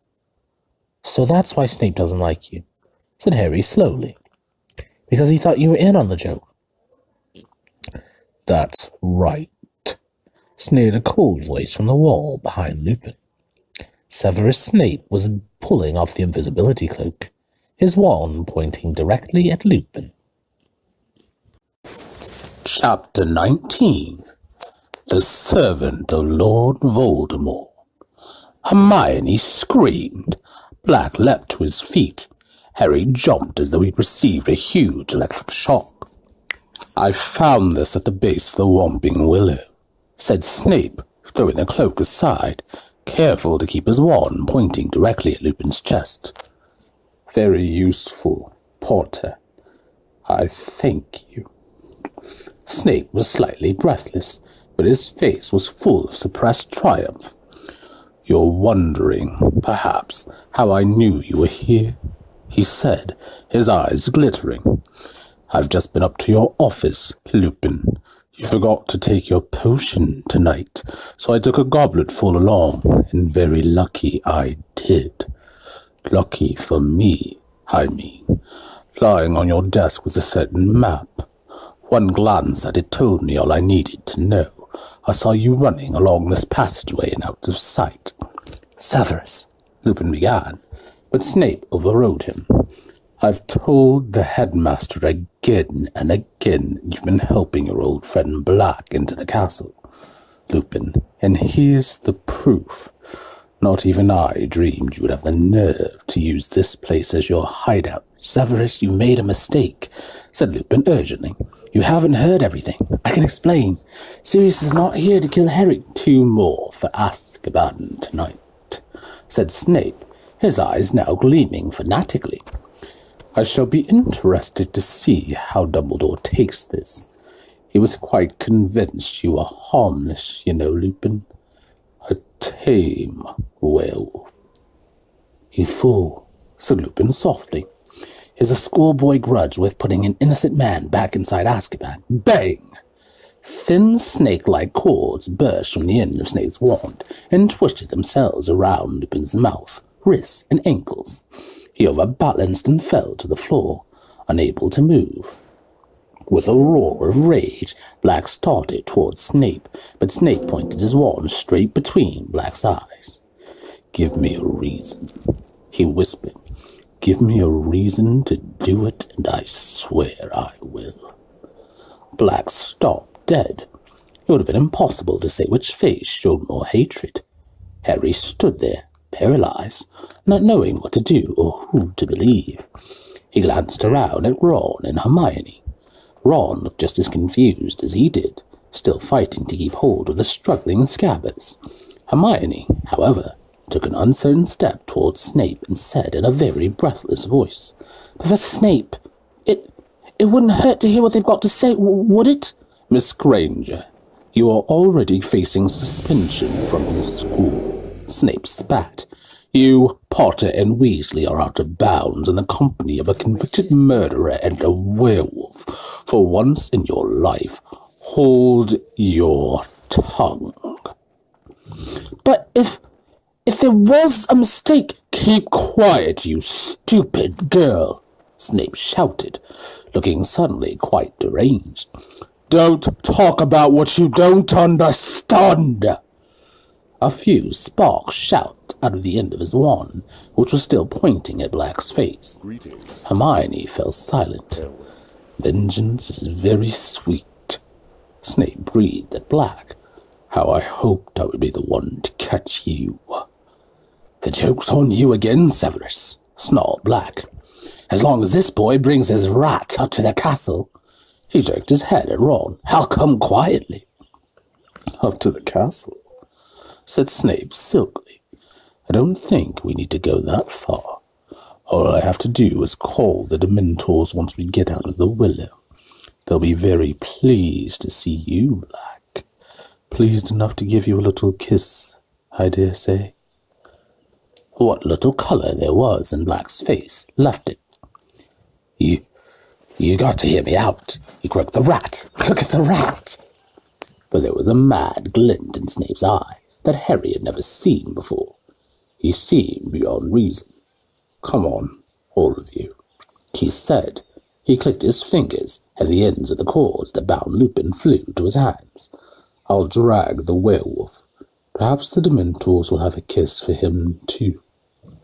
Before he knew what he was doing, Harry had crossed the room in 3 strides and blocked the door. "Get out of the way, Potter. You're in enough trouble already," snarled Snape. "If I hadn't been here to save your skin—" "Professor Lupin could have killed me about 100 times this year," Harry said. "I've been alone with him loads of times, having defense lessons against the Dementors. If he was helping Black, why didn't he just finish me off then?" "Don't ask me to fathom the way a werewolf's mind works," hissed Snape. "Get out of the way, Potter." "You're pathetic!" Harry yelled. "Just because they made a fool of you at school, you won't even listen." "Silence! I will not be spoken to like that," Snape shrieked, looking madder than ever. "Like father, like son, Potter. I have just saved your neck. You should be thanking me on bended knee. You would have been well served if he'd killed you. You'd have died like your father, too arrogant to believe you might be mistaken in Black. Now get out of the way, or I will make you. Get out of the way, Potter." Harry made up his mind in a split second. Before Snape could take even one step towards him, he had raised his wand. "Expelliarmus!" he yelled, except that his wasn't the only voice that shouted. There was a blast that made the door rattle on its hinges. Snape was lifted off his feet and slammed into the wall, then slid down to it, the floor, a trickle of blood oozing from under his hair. He had been knocked out. Harry looked around. Both Ron and Hermione had tried to disarm Snape at exactly the same moment. Snape's wand soared in a high arc and landed on the bed next to Crookshanks. "You shouldn't have done that," said Black, looking at Harry. "You should have left him to me." Harry avoided Black's eyes. He wasn't sure, even now, that he'd done the right thing. "We attacked a teacher! We attacked a teacher!" Hermione whimpered, staring at the lifeless Snape with frightened eyes. "Oh, we're going to be in so much trouble." Lupin was struggling against his bonds. Black bent down quickly and untied him. Lupin straightened up, rubbing his arms where the ropes had cut into them. "Thank you, Harry," he said. "I'm still not saying I believe you," Harry retorted. "Then it's time we offered you some proof," said Black. "You, boy, give me Peter. Now." Ron clutched Scabbers close to his chest. "Come off it," he said weakly. "Are you trying to say you broke out of Azkaban just to get your hands on Scabbers? I mean—" He looked up at Harry and Hermione for support. "Okay, say Pettigrew could turn into a rat. There are millions of rats. How is he supposed to know which one he's after if he was locked up in Azkaban?" "You know, Sirius, that's a fair question," said Lupin, turning to Black and frowning slightly. "How did you find out where he was?" Black put one of his claw-like hands inside his robes and took out a crumpled piece of paper, which he smoothed flat and held out to show the others. It was the photograph of Ron and his family that had appeared in the Daily Prophet the previous summer, and there, on Ron's shoulder, was Scabbers. "How did you get this?" Lupin asked Black, thunderstruck. "Fudge," said Black. "He came to inspect Azkaban last year. He gave me his paper, and there was Peter on the front page, on this boy's shoulder. I knew him at once. How many times had I seen him transform? And the caption said the boy would be going back to Hogwarts, to where Harry was." "My God," said Lupin softly, staring from Scabbers to the picture in the paper and back again. "His front paw." "What about it?" said Ron defiantly. "He's got a toe missing," said Black. "Of course," breathed Lupin. "So simple, so brilliant. He cut it off himself." "Just before he transformed," said Black. "When I cornered him, he yelled for the whole street to hear that I betrayed Lily and James. Then, before I could curse him, he blew apart the street with the wand behind his back, killed everyone within 20 feet of himself, and sped down into the sewer with the other rats." "Didn't you ever hear, Ron?" said Lupin. "The biggest bit of Peter they found was his finger." "Look, Scabbers probably had a fight with another rat or something. He's been in my family for ages, right?" 12 years, in fact," said Lupin. "Didn't you ever wonder why he was living so long?" We've been taking good care of him," said Ron. "Not looking too good at the moment, though, is he?" said Lupin. "I'd guess he's been losing weight ever since he heard Sirius was on the loose again." "He's been scared of that mad cat," said Ron, nodding towards Crookshanks, who was still purring on the bed. But that wasn't right, Harry thought suddenly. Scabbers had been looking ill before he met Crookshanks. Ever since Ron's return from Egypt. Since the time when Black had escaped. "This cat isn't mad," said Black hoarsely. He reached out a bony hand and stroked Crookshanks' fluffy head. "He's the most intelligent of his kind I've ever met. He recognized Peter for what he was straight away, and when he met me, he knew I was no dog. It was a while before he trusted me. Finally, I managed to communicate to him what I was after, and he's been helping me." "What do you mean?" breathed Hermione. "He tried to bring Peter to me, but couldn't, so he stole the passwords into Gryffindor Tower for me. As I understand it, he took them from a boy's bedside table." Harry's brain seemed to be sagging under the weight of what he was hearing. It was absurd. And yet... But Peter got wind of what was going on and ran for it. This cat, Crookshanks did you call him, told me Peter had left blood on the sheets. I suppose he bit himself, well figuring his own death had worked once. These words jolted Harry to his senses. "And why did he fake his death?" he said furiously. "Because he knew you were about to kill him like you killed my parents." "No," said Lupin. "Harry. And now you've come to finish him off." "Yes, I have," said Black with an evil look at Scabbers. "Then I should have let Snape take you," Harry shouted. "Harry," said Lupin hurriedly, "don't you see? All this time we thought Sirius betrayed your parents, and Peter tracked him down. But it was the other way around, don't you see? Peter betrayed your mother and father. Sirius tracked Peter down." "That's not true," Harry yelled. "He was their secret keeper. He said so before you turned up. He said he killed them." He was pointing at Black, who shook his head slowly. The sunken eyes were suddenly overbright. "Harry, I as good as killed them," he croaked. "I persuaded Lily and James to change to Peter at the last moment. persuaded them to use him as secret keeper instead of me. I'm to blame, I knew it. The night they died, I'd arranged to check on Peter, make sure he was still safe, but when I arrived at his hiding place, he'd gone. Yet there was no sign of a struggle. It didn't feel right. I was scared. I set out for your parents' house straight away. When I saw their house destroyed and their bodies, I realized what Peter must have done. What I'd done. His voice broke. He turned away. Enough of this, said Lupin, and there was a steely note in his voice Harry had never heard before. There's one certain way to prove what really happened. Ron, give me that rat. What are you going to do with him if I give him to you? Ron asked Lupin tensely. Force him to show himself, said Lupin. If he really is a rat, it won't hurt him. Ron hesitated, then at long last held up Scabbers, and Lupin took him. Scabbers began to squeak without stopping, twisting and turning, his tiny black eyes bulging in his head. Ready, Sirius? Said Lupin. Black had already retrieved Snape's wand from the bed. He approached Lupin and the struggling rat, and his wet eyes suddenly seemed to be burning in his face. Together, he said quietly. I think so, said Lupin, holding Scabbers tightly in one hand and his wand in the other. On the count of 3. 1, 2, 3. A flash of blue light erupted from both wands. For a moment, Scabbers was frozen in midair, his small black form twisting madly. Ron yelled. The rat fell and hit the floor. There was another blinding flash of light, and then it was like watching a speeded-up film of a growing tree. A head was shooting upwards from the ground. Limbs were sprouting. Next moment, a man was standing where Scabbers had been, cringing and wringing his hands. Crookshanks was spitting and snarling on the bed, the hair on his back standing up.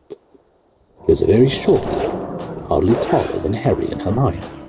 His thin, colourless hair was unkempt, and there was a large bald patch on top. He had the shrunken appearance of a plump man who had lost a lot of weight in a short time. His skin looked grubby, almost like Scabbers' fur, and something of the rat lingered around his pointed nose, his very small, watery eyes. He looked around at them all, his breathing fast and shallow. Harry saw his eyes dart to the door and back again. Well, hello, Peter, said Lupin pleasantly, as though rats frequently erupted into old school friends around him. Long time no see. Sirius Remus! Even Pettigrew's voice was squeaky. Again his eyes darted towards the door. My friends! My old friends! Black's wand arm rose, but Lupin seized him around the wrist, gave him a warning look, then turned again to Pettigrew, his voice light and casual. We've been having a little chat, Peter, about what happened the night Lily and James died. You might have missed the finer points while you were squeaking around down there on the bed. Remus! Gasped Pettigrew, and Harry could see beads of sweat breaking out over his pasty face. You don't believe him, do you? He tried to kill me, Remus. So we've heard, said Lupin more coldly. I'd like to clear up 1 or 2 little matters with you, Peter, if you'd be so... He's come to try and kill me again! Pettigrew shrieked suddenly, pointing at Black, and Harry saw that he used his middle finger, because his index was missing. He killed Lily and James, and now he's going to kill me too! You've got to help me, Remus! Black's face looked more skull-like than ever as he stared at Pettigrew with his fathomless eyes. No one's going to try and kill you until we've sorted a few things out, said Lupin. Sorted things out? Squealed Pettigrew, looking wildly about him once more, eyes taking in the boarded windows and, again, the only door. I knew he'd come after me. I knew he'd be back for me. I've been waiting for this for 12 years. You knew Sirius was going to break out of Azkaban, said Lupin, his brow furrowed. But nobody has ever done it before. He's got dark powers the rest of us can only dream of. Pettigrew shouted shrilly. How else did he get out of there? I suppose he who must not be named taught him a few tricks. Black started to laugh, a horrible, mirthless laugh that filled the whole room. Voldemort, teach me tricks, he said. Pettigrew flinched as though Black had brandished a whip at him. "What, scared to hear your old master's name?" said Black. "I don't blame you, Peter. His lot aren't very happy with you, are they?" "Don't know what you mean, Sirius," muttered Pettigrew, his breathing faster than ever. His whole face was shining with sweat now. "You haven't been hiding from me for 12 years, said Black. "You've been hiding from Voldemort's old supporters. I heard things in Azkaban, Peter. They all think you're dead, or you'd have to answer to them. I've heard them screaming all sorts of things in their sleep. Sounds like they think the double-crosser double-crossed them. Voldemort went to the Potters on your information, and Voldemort met his downfall there.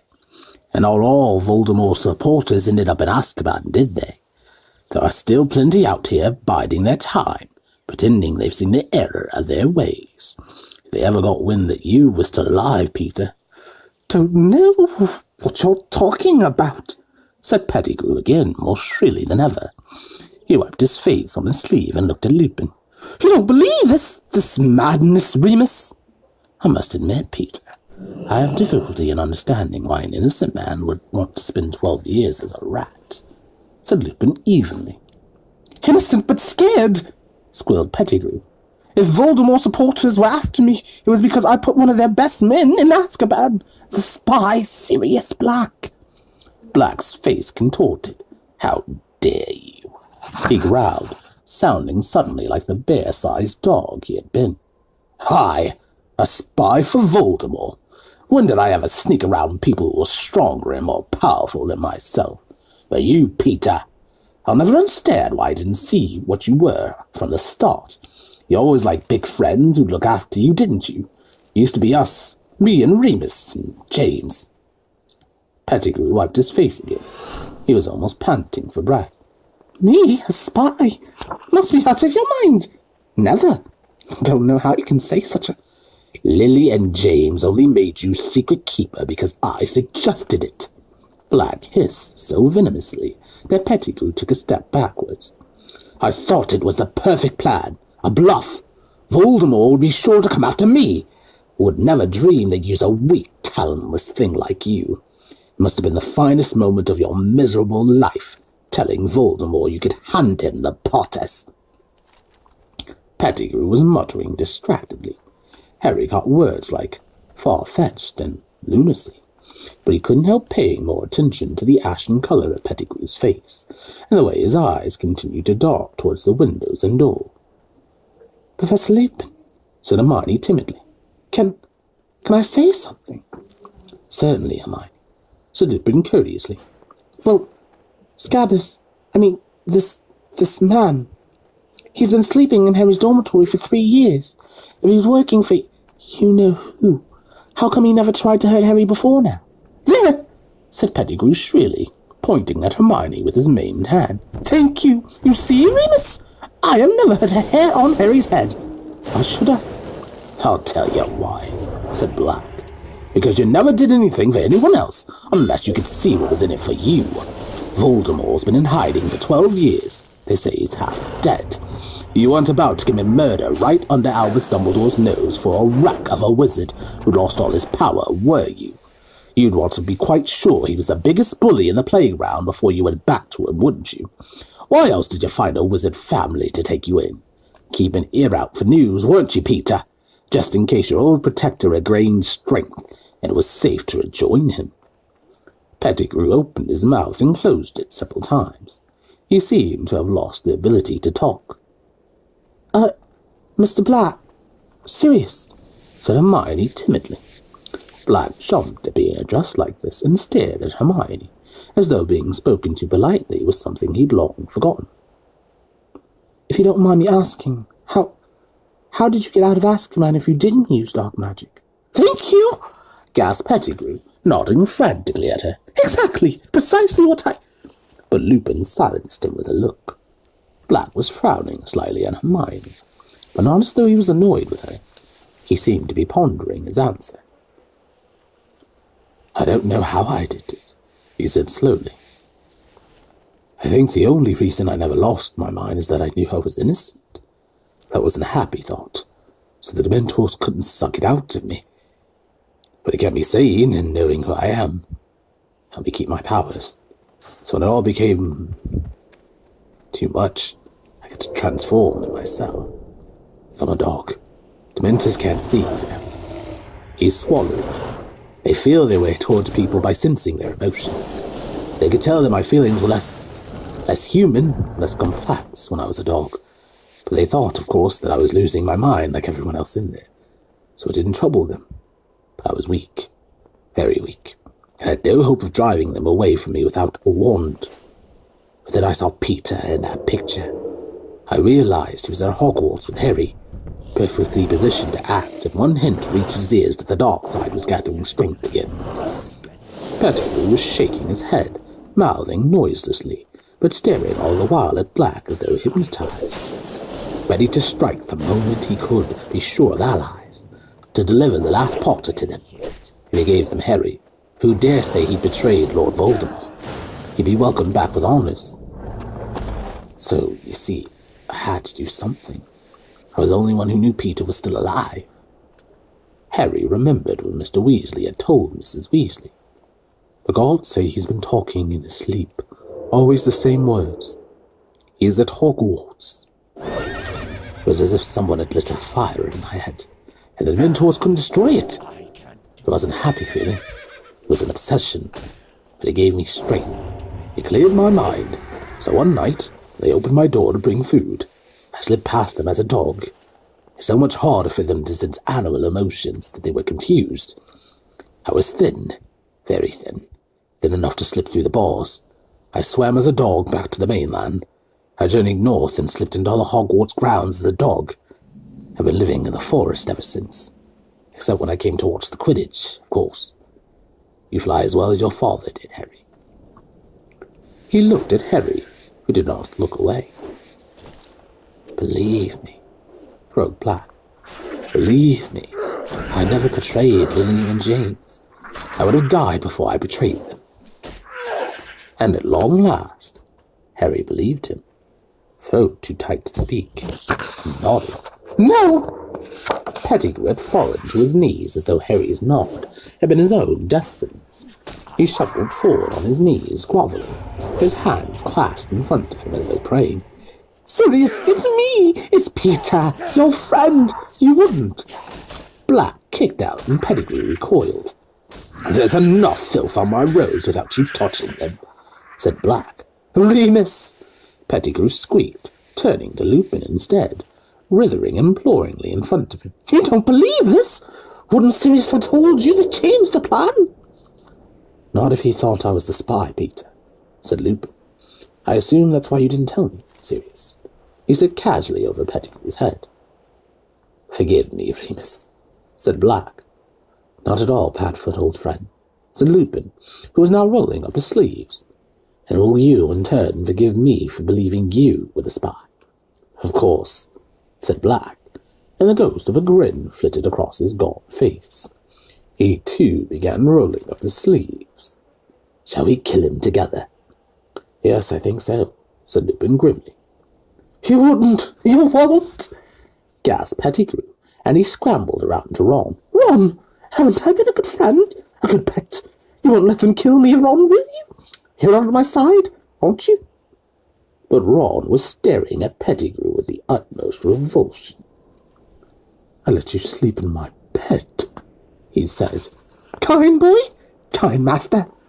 Pettigrew crawled towards Ron. You won't let them do it! I was your rat! I was a good pet! If you made a better rat than a human, there's not much to boast about, Peter, said Black harshly. Ron, going still paler with pain, rinsed his broken leg out of Pettigrew's reach. Pettigrew turned on his knees, staggered forwards, and seized the hem of Hermione's robes. Sweet girl! Clever girl! You won't let them! Help me! Hermione pulled her robes out of Pettigrew's clutching hands and backed away against the wall, looking horrified. Pettigrew knelt, trembling uncontrollably, and turned his head slowly towards Harry. Harry! Harry! You look just like your father. Just like him. How dare you speak to Harry? Roared Black. How dare you face him? How dare you talk about James in front of him? Harry, whispered Pettigrew, shuffling towards him, hands outstretched. Harry, James wouldn't have wanted me killed. James would have understood, Harry. He would have shown me mercy. Both Black and Lupin strode forwards, seized Pettigrew's shoulders and threw him backwards onto the floor. He sat there twitching with terror, staring up at them. You sold Lily and James to Voldemort, said Black, who was shaking too. Do you deny it? Pettigrew burst into tears. It was horrible to watch. He looked like an oversized, balding baby, cowering on the floor. Sirius, what could I have done? The Dark Lord, you have no idea. He has weapons you can't imagine. I was scared, Sirius. I was ever brave like you and Remus and James. I never meant it to happen. He who must not be named forced me. Don't lie, bellowed Black. You'd been passing information to him for a year before Lily and James died. You were his spy.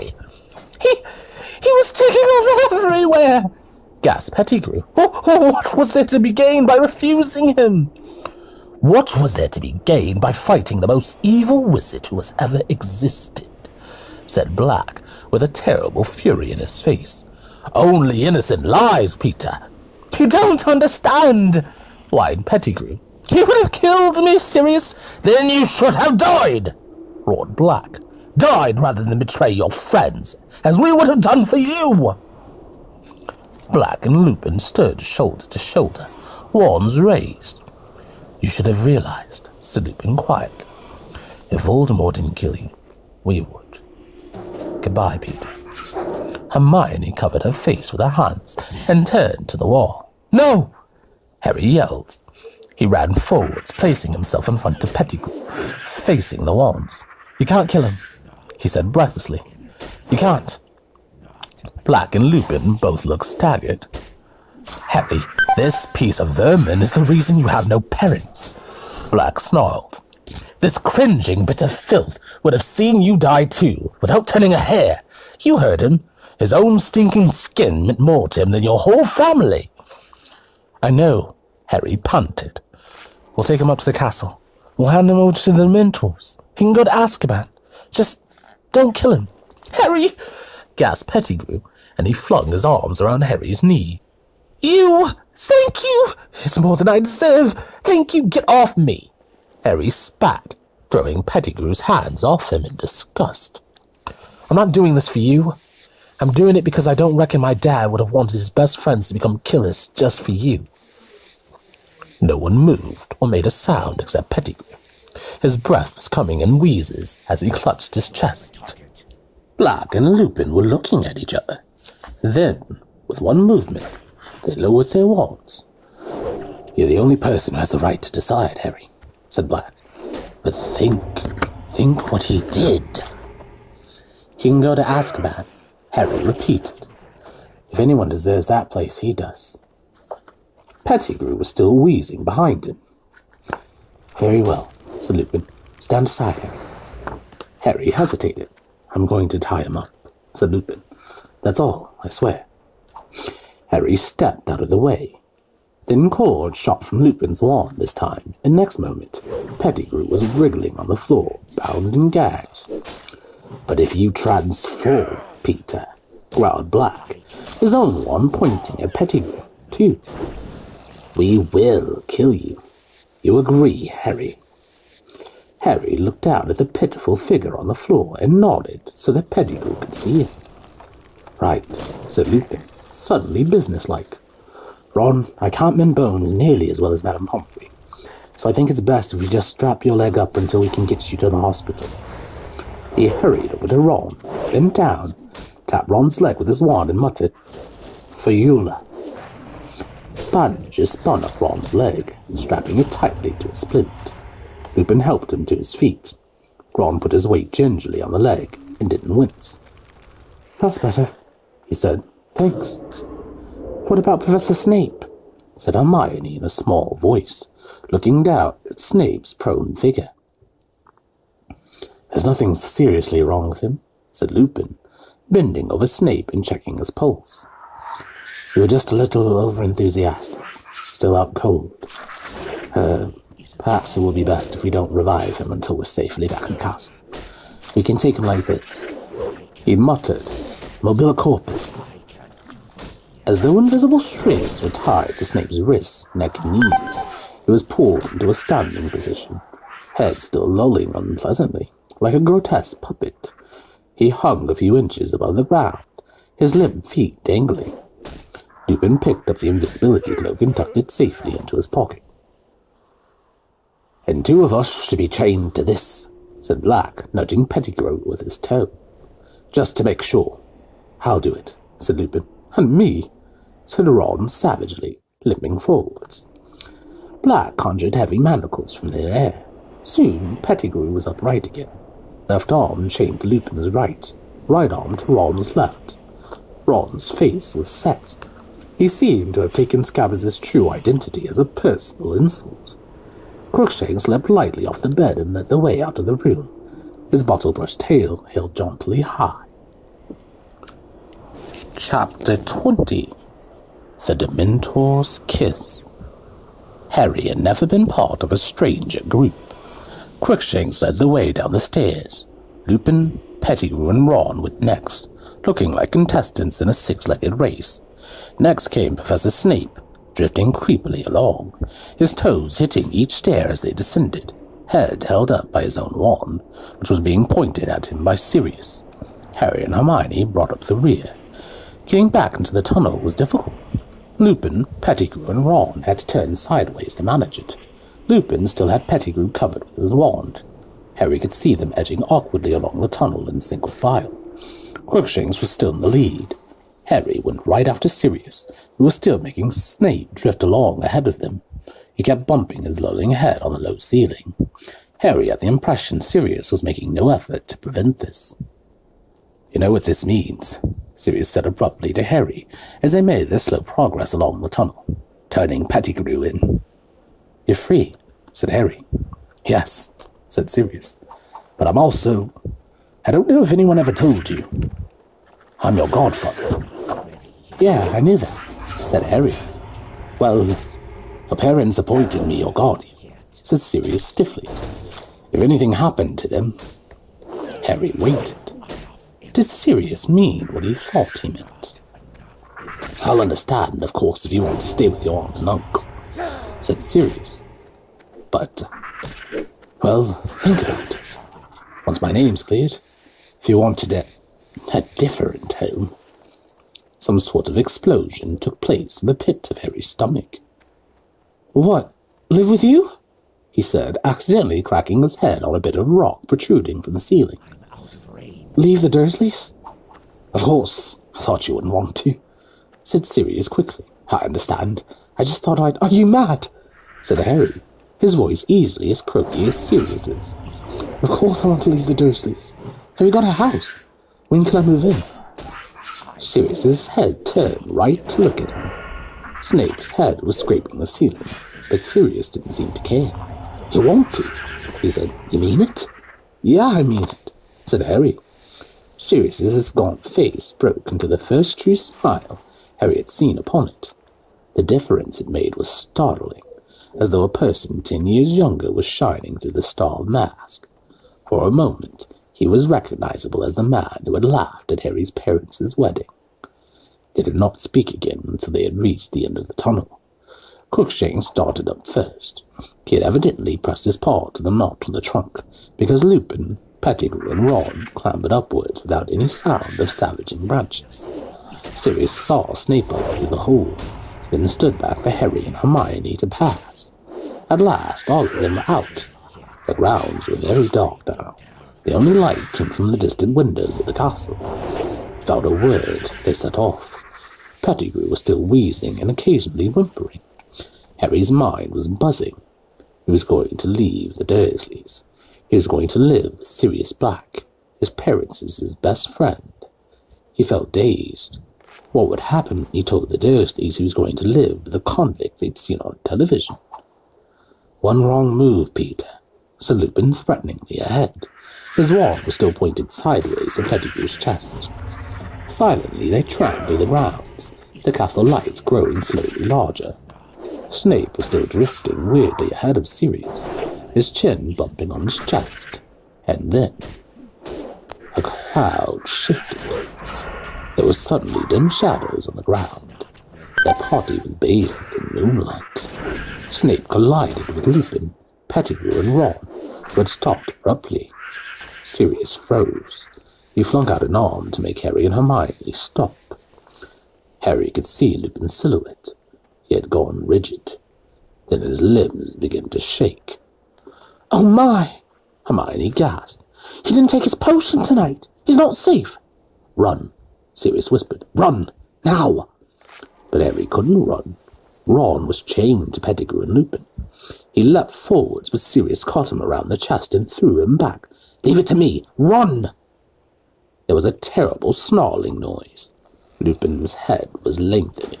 So was his body. His shoulders were hunching. Hair was sprouting visibly on his face and hands, which were curling into coral claws. Crookshanks's fur was on end again. He was backing away. As the werewolf reared, snapping its long jaws, Sirius disappeared from every side. He had transformed. The enormous bear-like dog bounded forwards.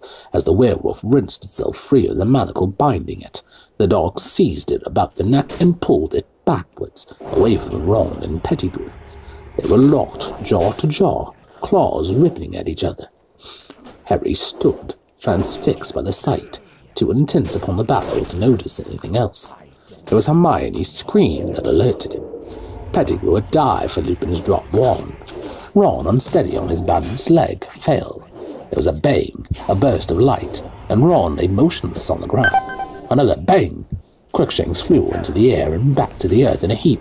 "Expelliarmus!" Harry yelled, pointing his own wand at Pettigrew. Lupin's wand flew high into the air and out of sight. "Stay where you are!" Harry shouted, running forwards. Too late. Pettigrew had transformed.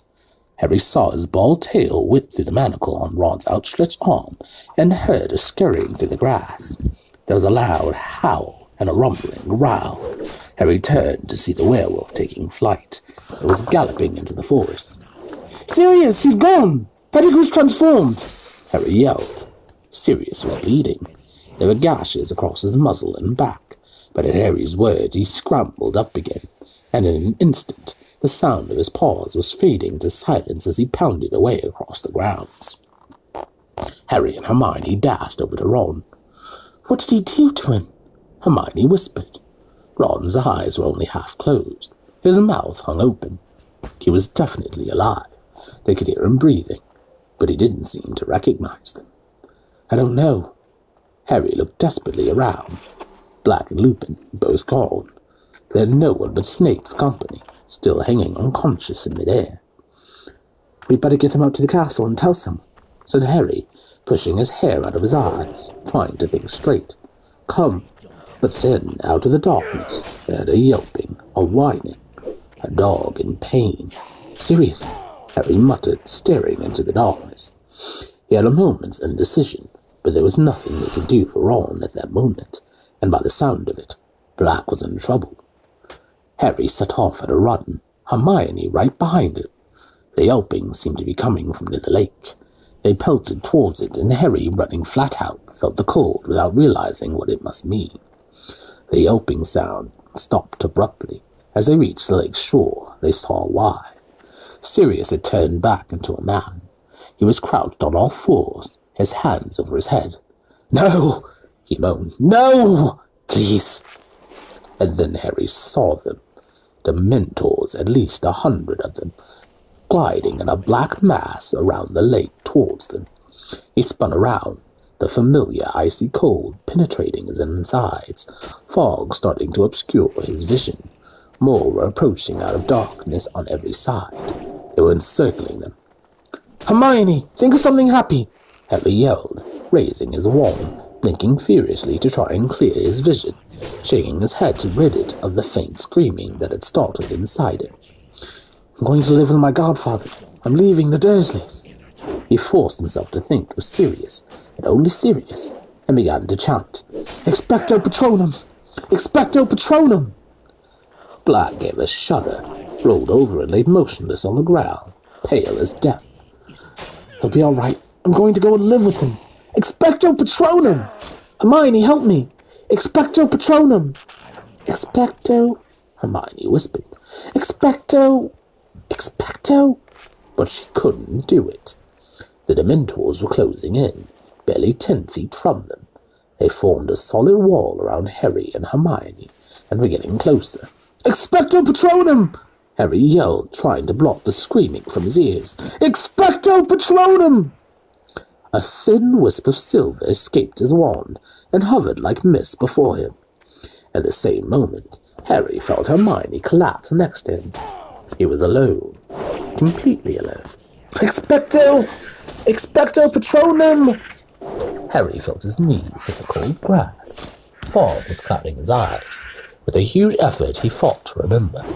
Sirius was innocent. Innocent. We'll be okay. I'm going to live with him. Expecto Patronum! He gasped. By the feeble light of his formless Patronus, he saw a Dementor halt, very close to him. He couldn't walk through the cloud of silver mist Harry conjured. A dead, slimy hand slid out from under the cloak. It made a gesture as though to sweep the Patronus aside. No! No! Harry gasped. He's innocent! Expecto Patronum! He could feel them watching him, hear their rattling breath like an evil wind around him. The nearest Dementor seemed to be considering him. Then it raised both its rotting hands and lowered its hood. Where there should have been eyes, there was only thin, grey scabbed skin, stretched blankly over empty sockets. But there was a mouth, a gaping, shapeless hole sucking the air with the sound of a death rattle. A paralyzing terror filled Harry so that he couldn't move or speak. His Patronus flickered and died. White fog was blinding him. He had to fight. Expecto Patronum! He couldn't see, and in the distance hear the familiar screaming. Expecto Patronum! He groped in the mist for Sirius and found his arm. They weren't going to take him, but a pair of strong, clammy hands suddenly wrapped themselves around Harry's neck. They were forcing his face upwards. He could feel its breath. It was going to get rid of him first. He could feel its putrid breath. His mother was screaming in his ears. She was going to be the last thing he ever heard. And then, through the fog that was drowning him, he thought he saw a silvery light, growing brighter and brighter. He felt himself fall forwards onto the grass. Face down, too weak to move, sick and shaking, Harry opened his eyes. The blinding light was illuminating the grass around him. The screaming had stopped. The cold was ebbing away. Something was driving the Dementors back. It was circling around in Sirius and Hermione. The rattling, sucking sounds of the Dementors were fading. They were leaving. The air was warm again. With every ounce of strength he could muster, Harry raised his head a few inches and saw an animal amidst the light, galloping away across the lake. Eyes blurred with sweat, Harry tried to make out what it was. It was bright as a unicorn. Fighting to stay conscious, Harry watched it canter to a halt as it reached the opposite shore. For a moment, Harry saw by its brightness somebody welcoming it back, raising his hand to pat it. Someone who looked strangely familiar. But it couldn't be. Harry didn't understand. He couldn't think anymore. He felt the last of his strength leave him, and his head hit the ground as he fainted. Chapter 21. Hermione's Secret. Shocking business, shocking miracle, none of them died. Never heard the like. By thunder, it was lucky we're there, Snape. Thank you, Minister. Order of Merlin second class, I'd say. First class if I can wangle it. Thank you very much indeed, Minister. Nasty cut you got there. Black's work, I suppose. As a matter of fact, it was Potter, Weasley, and Granger, Minister. No! Black had bewitched them. I saw it immediately. I can fund his charm to judge by their behavior. They seemed to think there was a possibility he was innocent. They weren't responsible for their actions. On the other hand, their interference might have permitted Black to escape.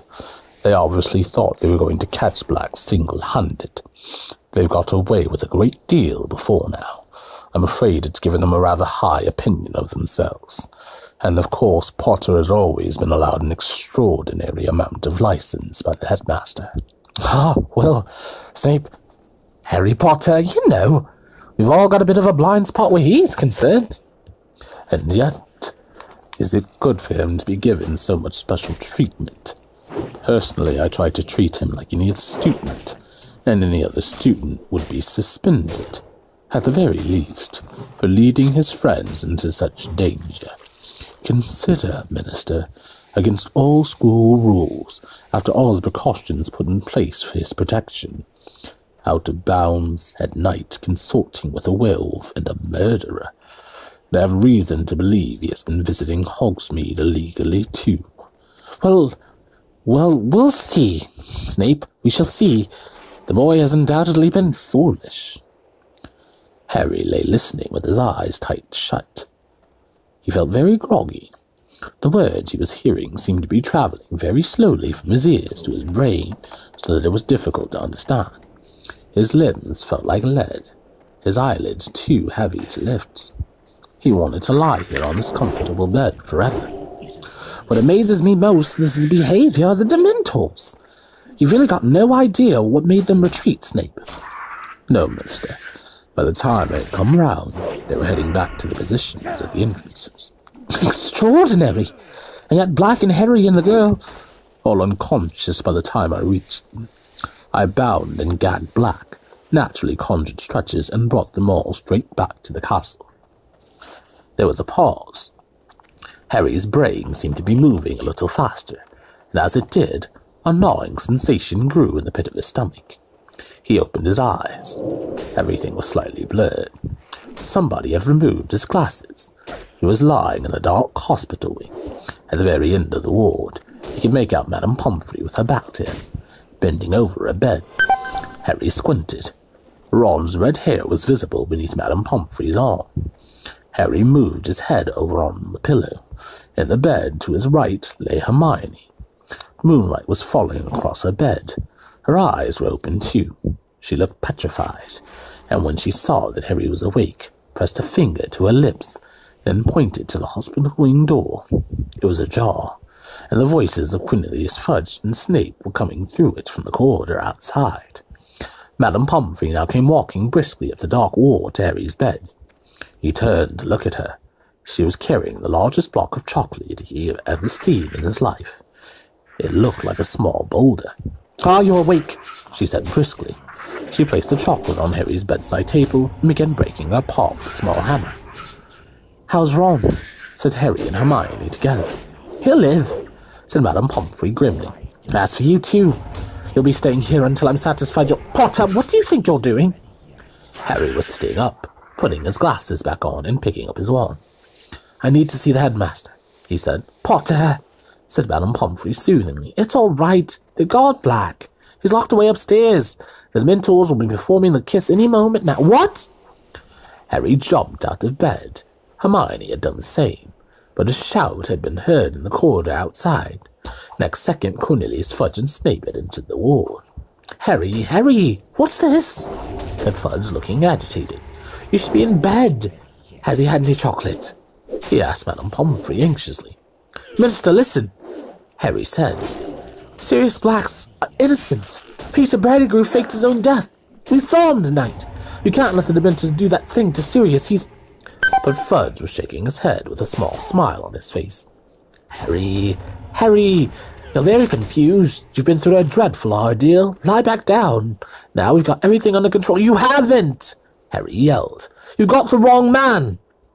"Minister, listen, please," Hermione said. She had hurried to Harry's side and was gazing imploringly into Fudge's face. "I saw him too. It was Ron's rat. He's an animagus. Pettigrew, I mean, and—" "You see, Minister," said Snape, confounded both of them. "Black's done a very good job on them." "We're not confounded," Harry roared. "Minister, Professor!" said Madame Pomfrey angrily. "I must insist that you leave. Potter's my patient, and he should not be distressed." "I'm not distressed. I'm trying to tell them what happened," Harry said furiously. "If they'd just listen." But Madame Pomfrey suddenly stuffed a large chunk of chocolate into Harry's mouth. He choked, and she seized the opportunity to force him back into bed. "Now please, Minister, these children need care. Please leave." The door opened again. It was Dumbledore. Harry swallowed his mouthful of chocolate with great difficulty and got up again. "Professor Dumbledore, Sirius Black, for heaven's sake," said Madame Pomfrey hysterically. "Is this a hospital wing or not? Headmaster, I must insist." "My apologies, Poppy, but I need a word with Mr. Potter and Miss Granger," said Dumbledore calmly. "I've just been talking to Sirius Black." "I suppose he told you the same fairy tale he's planted in Potter's mind," spat Snape. "Something about a rat and Pettigrew being alive." "That, indeed, is Black's story," said Dumbledore, surveying Snape closely through his half-moon spectacles. "And does my evidence count for nothing?" snarled Snape. "Peter Pettigrew was not in the Shrieking Shack, nor did I see any sign of him in the grounds." "That was because you were knocked out, Professor," said Hermione earnestly. "You didn't arrive in time to hear Miss Granger." "Hold your tongue." "Now, Snape," said Fudge, startled. "The young lady is disturbed in her mind. We must make allowances." "I would like to speak to Harry and Hermione alone," said Dumbledore abruptly. "Cornelius, Severus, Poppy, please leave us." "Headmaster," spluttered Madame Pomfrey. "They need treatment. They need rest." "This cannot wait," said Dumbledore. "I must insist." Madame Pomfrey pursed her lips and strode away into her office at the end of the ward, slamming the door behind her. Fudge consulted the large gold pocket watch dangling from his waistcoat. "The Dementors should have arrived by now," he said. "I'll go and meet them, Dumbledore. I'll see you upstairs." He crossed to the door and held it open for Snape, but Snape hadn't moved. "You surely don't believe a word of Black's story," Snape whispered, his eyes fixed on Dumbledore's face. "I wish to speak to Harry and Hermione alone," Dumbledore repeated. Snape took a step towards Dumbledore. "Sirius Black showed he was capable of murder at the age of 16, he breathed. "You haven't forgotten that, Headmaster. You haven't forgotten that he once tried to kill me." "My memory is as good as it ever was, Severus," said Dumbledore quietly. Snape turned on his heel and watched the door Fudge was still holding. It closed behind them, and Dumbledore turned to Harry and Hermione. They both burst into speech at the same time. "Professor, Black's telling the truth. We saw Pettigrew. He escaped when Professor Lupin turned into a werewolf. He's a rat. Pettigrew's finger, he cut it off. Pettigrew attacked Ron. It wasn't Sirius." But Dumbledore held up his hand to stem the flood of explanation. "It is your turn to listen, and I beg you will not interrupt me, because there's very little time," he said quietly. "There's not a shred of proof to support Black's story, except your word, and the word of 2 13-year-old wizards will not convince anybody.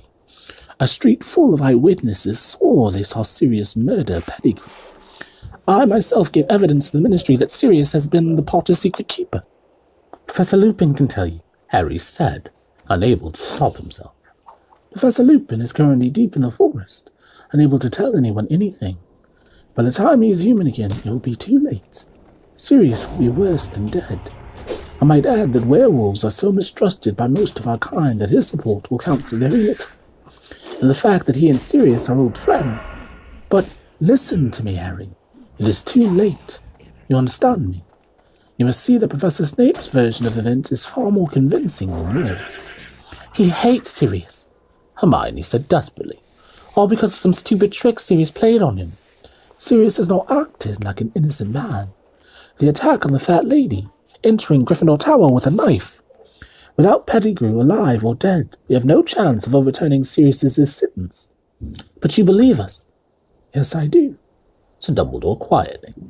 "But I have no power to make other men see the truth, or to overrule the Minister for Magic." Harry stared up into the grave face, and felt as though the ground beneath him was falling sharply away. He had grown used to the idea that Dumbledore could solve anything. He had expected Dumbledore to pull some amazing solution out of the air. But no, the last hope was gone. "What we need," said Dumbledore slowly, and his light blue eyes moved from Harry to Hermione, "is more time."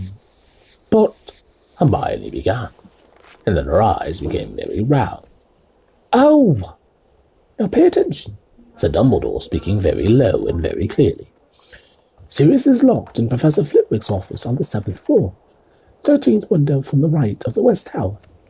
If all goes well, you'll be able to save more than one innocent life tonight. But remember this, both of you. You must not be seen. Miss Granger, you know the law. You know what is at stake. You must not be seen." Harry didn't have a clue what was going on. Dumbledore turned on his heel and looked back as he reached the door. "I'm going to lock you in. It is—" He consulted his watch. "5 minutes to midnight. Miss Granger, 3 turns should do it. Good luck." "Good luck," Harry repeated as the door closed behind Dumbledore. 3 turns? What's he talking about? What are we supposed to do? But Hermione was fumbling with the neck of her robes, pulling from beneath them a very long, very fine gold chain.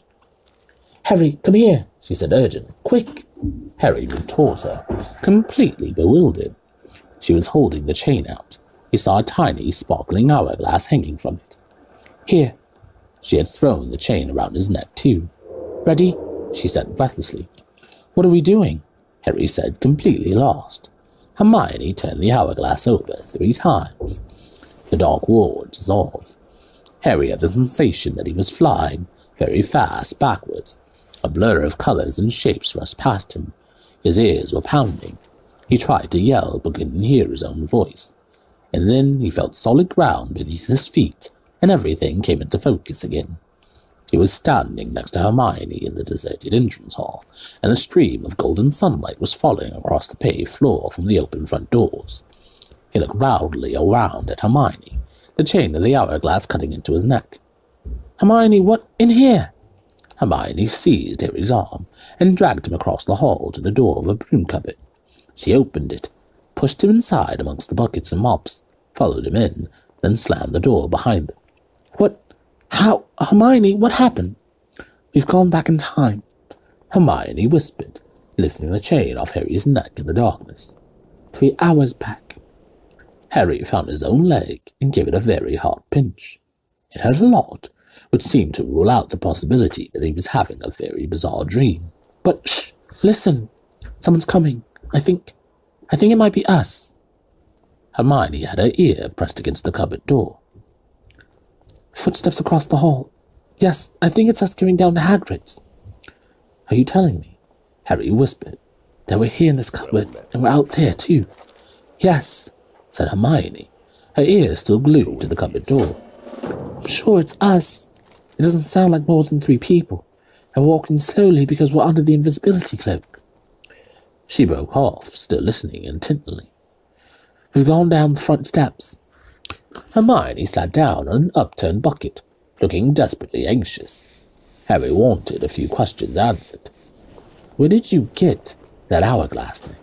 "It's called a time turner," Hermione whispered, "and I got it from Professor McGonagall on her first day back. I've been using it all year to get to all my lessons. Professor McGonagall made me swear I wouldn't tell anyone. She had to write all sorts of letters to the Ministry of Magic so I could have one. She had to tell them that I was a model student and that I'd never ever use it for anything except my studies. I've been turning it back so I could do hours over again. That's how I've been doing several lessons at once. See? But, Harry, I don't understand what Dumbledore wants us to do. Why did he tell us to go back 3 hours? How's that going to help Sirius?" Harry stared at her shadowy face. "There must be something that happened around now he wants us to change," he said slowly. "What happened?" "We're walking down to Hagrid's 3 hours ago." "This is 3 hours ago, and we are walking down to Hagrid's," said Hermione. "We've just heard ourselves leaving." Harry frowned. He felt as though he was screwing up his whole brain in concentration. "Dumbledore just said just said we could save more than one innocent life. And then it hit him. Hermione, we're going to save Buckbeak. But how will that help Sirius? Dumbledore said he just told us where the window is. The window of Flitwick's office, where they got Sirius locked up. We've got to fly Buckbeak up to the window and rescue Sirius. Sirius can escape on Buckbeak. They can escape together. From what Harry could see of Hermione's face, she looked terrified. If we manage that without being seen, it'll be a miracle. Well, we've got to try, haven't we? Said Harry. He stood up and pressed his own ear against the door. Doesn't sound like anyone's there. Come on, let's go. Harry pushed the cupboard door open. The entrance hall was deserted. As quietly and quickly as they could, they darted out of the cupboard and down the stone steps. The shadows were already lengthening. The tops of the trees in the Forbidden Forest gilded once more with gold. If anyone is looking out of the window, Hermione squeaked, looking up at the castle behind them. We'll run for it, said Harry determinedly. Straight into the forest, all right? We'll have to hide behind a tree or something and keep a lookout. Okay, but we'll go round by the greenhouses, said Hermione breathlessly. We need to keep out of sight of Hagrid's front door, or he'll see us. We must be nearly at Hagrid's by now. Still working out what she meant, Harry set off at a sprint, Hermione behind him. They tore across the vegetable gardens to the greenhouses, paused for a moment behind them, then set off again, fast as they could, skirting around the Whomping Willow, tearing towards the shelter of the forest. Safe in the shadows of the tree, Harry turned around. Seconds later, Hermione arrived behind him, panting. Right, she gasped. We need to sneak over to Hagrid's. Keep out of sight, Harry. They made their way silently through the trees, keeping to the very edge of the forest. Then, as they glimpsed the front of Hagrid's house, they heard a knock upon his door. They moved quickly behind a wide oak trunk and peered out from either side. Hagrid had appeared in his doorway, shaking and white, looking around to see who had knocked, and Harry heard his own voice. It's us. We're wearing the invisibility cloak. Let us in and we can take it off. You shouldn't have come, Hagrid whispered. He stood back, then shut the door quickly. This is the weirdest thing we've ever done, Harry said fervently. Let's move along a bit, Hermione whispered. We need to get nearer to Buckbeak. They crept through the trees until they saw the nervous hippogriff tethered to the fence around Hagrid's pumpkin patch. Now? Harry whispered. No, said Hermione. If we steal him now, those committee people will think Hagrid set him free. We've got to wait until they've seen he's tired outside. That's going to give us about 60 seconds, said Harry. This was starting to seem impossible. At that moment, there was a crash of breaking china from inside Hagrid's cabin. That's Hagrid breaking the milk jug, Hermione whispered. I'm going to find Scabbers in a moment. Sure enough, a few minutes later, they heard Hermione's shriek of surprise. Hermione, said Harry suddenly. What if we just run in there and grab Pettigrew? No, said Hermione in a terrified whisper. Don't you understand? We're breaking one of the most important wizarding laws. Nobody's supposed to change time. Nobody. You heard Dumbledore. If we're seen, we'd only be seen by ourselves and Hagrid. Harry, what do you think you'd do if you saw yourself bursting into Hagrid's house? Said Hermione. I think I'd gone mad, said Harry. Well, I think there was some dark magic going on. Exactly. You wouldn't understand. You might even attack yourself. Don't you see? Professor McGonagall told me what awful things have happened when wizards have meddled with time. Loads of them ended up killing their past or future selves by mistake. Okay, said Harry. It was just an idea. I just thought. But Hermione nudged him and pointed towards the castle. Harry moved his head a few inches to get a clear view of the distant front doors. Dumbledore, Fudge, the old committee member, and McNair, the executioner, were coming down the steps. We're about to come out, Hermione breathed, and sure enough, moments later, Hagrid's back door opened and Harry saw himself, Ron and Hermione walking out of it with Hagrid. It was, without a doubt, the strangest sensation of his life, standing behind the tree and watching himself in the pumpkin patch. It's okay, Beaky, it's okay, Hagrid said to Buckbeak. Then he turned to Harry, Ron, and Hermione. Go on, get going. Hagrid, we'll tell them what really happened. They can't kill him. Go, It's bad enough without you lot in trouble and all. Harry watched Hermione in the pumpkin patch throw the invisibility cloak over himself and Ron. Go, quick, now listen. There was a knock on Hagrid's front door. The execution party had arrived. Hagrid turned around and headed back into his cabin, leaving the door ajar. Harry watched the grass flatten in patches all around the cabin and heard 3 pairs of feet retreating. He, Ron, and Hermione had gone, but Harry and Hermione, hidden in the trees, could now hear what was going on inside the cabin through the back door. "Where is the beast?" came the cold voice of McNair. Outside," Hagrid croaked. Harry pulled his head out of sight as McNair's face appeared at Hagrid's window, staring out at Buckbeak. Then they heard Fudge. "We, have to read you the official notice of execution, Hagrid. I'll make it quick. And then you and McNair need to sign it. McNair, you're supposed to listen to this too. That's procedure." McNair's face vanished from the window. It was now or never. "Wait here," Harry whispered to Hermione. "I'll do it." As Fudge's voice started again, Harry darted out from behind his tree, vaulted the fence into the pumpkin patch, and approached Buckbeak. "It is the decision of the Committee for the Disposal of Dangerous Creatures that the Hippogriff Buckbeak, hereafter called the Condemned, shall be executed on the 6th of June at sundown." Careful not to blink, Harry stared up into Buckbeak's fierce orange eye once more and bowed. Buckbeak sank to his scaly knees and then stood up again. Harry began to fumble with the rope tying Buckbeak to the fence. "Sentenced to execution by beheading, to be carried out by the committee-appointed executioner, Walden McNair." "Come on, Buckbeak," Harry mumbled. "Come on, we're going to help you. Quietly, quietly. As witness below, Hagrid, you sign here." Harry threw all his weight onto the rope, but Buckbeak had dug in his front feet. "Well, let's get this over with," said Fudge, inside Hagrid's cabin. "Hagrid, perhaps it would be better if you stayed inside." "No, I want to be with him. I don't want him to be alone." Footsteps echoed from within the cabin. "Buckbeak, move!" Harry hissed. Harry tugged harder on the rope around Buckbeak's neck. The hippogriff began to walk, rustling its wings irritably.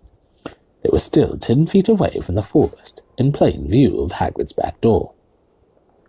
"One moment, please, McNair," came Dumbledore's voice. "You need to sign too." The footsteps stopped. Harry heaved on the rope. Buckbeak snapped his beak and walked a little faster. Hermione's white face was sticking out from behind his tree. "Hurry! Hurry, Harry!" she mouthed. Harry could still hear Dumbledore's voice talking from within the cabin. He gave the rope another wrench.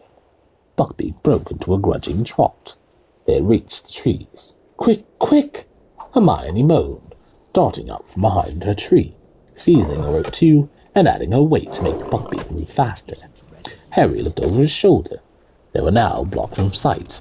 They couldn't see Hagrid's garden at all. "Stop!" he whispered to Hermione. "They might hear us."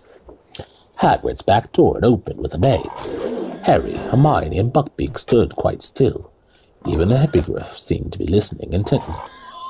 Silence, then. "Where is it?" said the weedy voice of the comedian. "Where is the beast?" "It was tied here," said the executioner furiously. "I saw it, just here." "How extraordinary," said Dumbledore. There was a note of amusement in his voice. "Beaky," said Hagrid huskily. There was a swishing noise and the thud of an axe. The executioner seemed to have swung it into the fence in anger. And then came the howling, and this time they could hear Hagrid's words through the sobs. "Gone, gone. Bless his little Beaky's gone. Must have pulled himself free. Beaky, you clever boy." Buckbeak started to strain against the rope, trying to get back to Hagrid. Harry and Hermione tightened their grip and dug their heels into the forest floor to stop him. "Someone untied him," the executioner was snarling. "We should search the grounds, the forest." "McNair, if Buckbeak has indeed been stolen, do you really think the thief will have led him away on foot?" said Dumbledore, still sounding amused. "Search the skies, if you will. Hagrid, I could do with a cup of tea, or a large brandy. Oh, of course, Professor, said Hagrid, who sounded weak with happiness. Come in, come in. Harry and Hermione listened closely. They heard footsteps, the soft cursing of the executioner, the snap of the door, and then silence once more. Now what? Whispered Harry, looking around. We'll have to hide in here, said Hermione, who looked very shaken. We need to wait until they've gone back to the castle. Then we wait until it's safe to fly Buckbeak up to Sirius's window. He won't be there for another couple of hours. Oh, this is going to be so difficult. She looked nervously over her shoulder into the depths of the forest. The sun was setting now. We're going to have to move, said Harry, thinking hard. We've got to be able to see the Whomping Willow, or we won't know what's going on. Okay, said Hermione, getting a firmer grip on Buckbeak's rope. But we've got to keep out of sight, Harry. Remember. They moved around the edge of the forest, darkness falling thickly around them, until they were hidden behind a clump of trees through which they could make out the willow. There's Ron, said Harry suddenly. A dark figure was sprinting across the lawn, and its shout echoed through the still night air. Get away from him! Get away! Scabbards, come here! And then they saw two more figures materialize out of nowhere. Harry watched himself and Hermione chasing after Ron. Then he saw Ron dive. Gotcha! Get off, you stinking cat! They're serious, said Harry. The great shape of the dog had bounded out from the roots of the willow. They saw him bowl Harry over, then seize Ron. Looks even worse from here, doesn't it? Said Harry, watching the dog pulling Ron to the roots. Ouch! Look, I just got walloped by the tree. And so did you. This is weird. The Whomping Willow was creaking and lashing out with its lower branches. They could see themselves darting here and there, trying to reach the trunk. And then the tree froze. That was Crookshanks pressing the knot, said Hermione. And there we go. Harry muttered. We're in. The moment they disappeared, the tree began to move again. Seconds later, they heard footsteps quite close by. Dumbledore, McNair, Fudge, and the old committee member were making their way up to the castle. Right after we'd gone down into the passage, said Hermione. If only Dumbledore had come with us. McNair and Fudge would have come too, said Harry bitterly. I bet you anything Fudge would have told McNair to murder Sirius on the spot. They watched the four men climb the castle steps and disappear from view. For a few minutes the scene was deserted. Then, here comes Lupin, said Harry, as they saw another figure sprinting down the stone steps and hurrying towards the willow. Harry looked up at the sky. Clouds were obscuring the moon completely. They watched Lupin seize a broken branch from the ground and prod the knot on the trunk. The tree stopped fighting, and Lupin too disappeared into the gap in its roots. If he'd only grabbed the cloak, said Harry. It's just lying there. He turned to Hermione. If I'd just dashed out now and grabbed it, Snape'd never be able to get it, and Harry, we mustn't be seen. How can you stand this?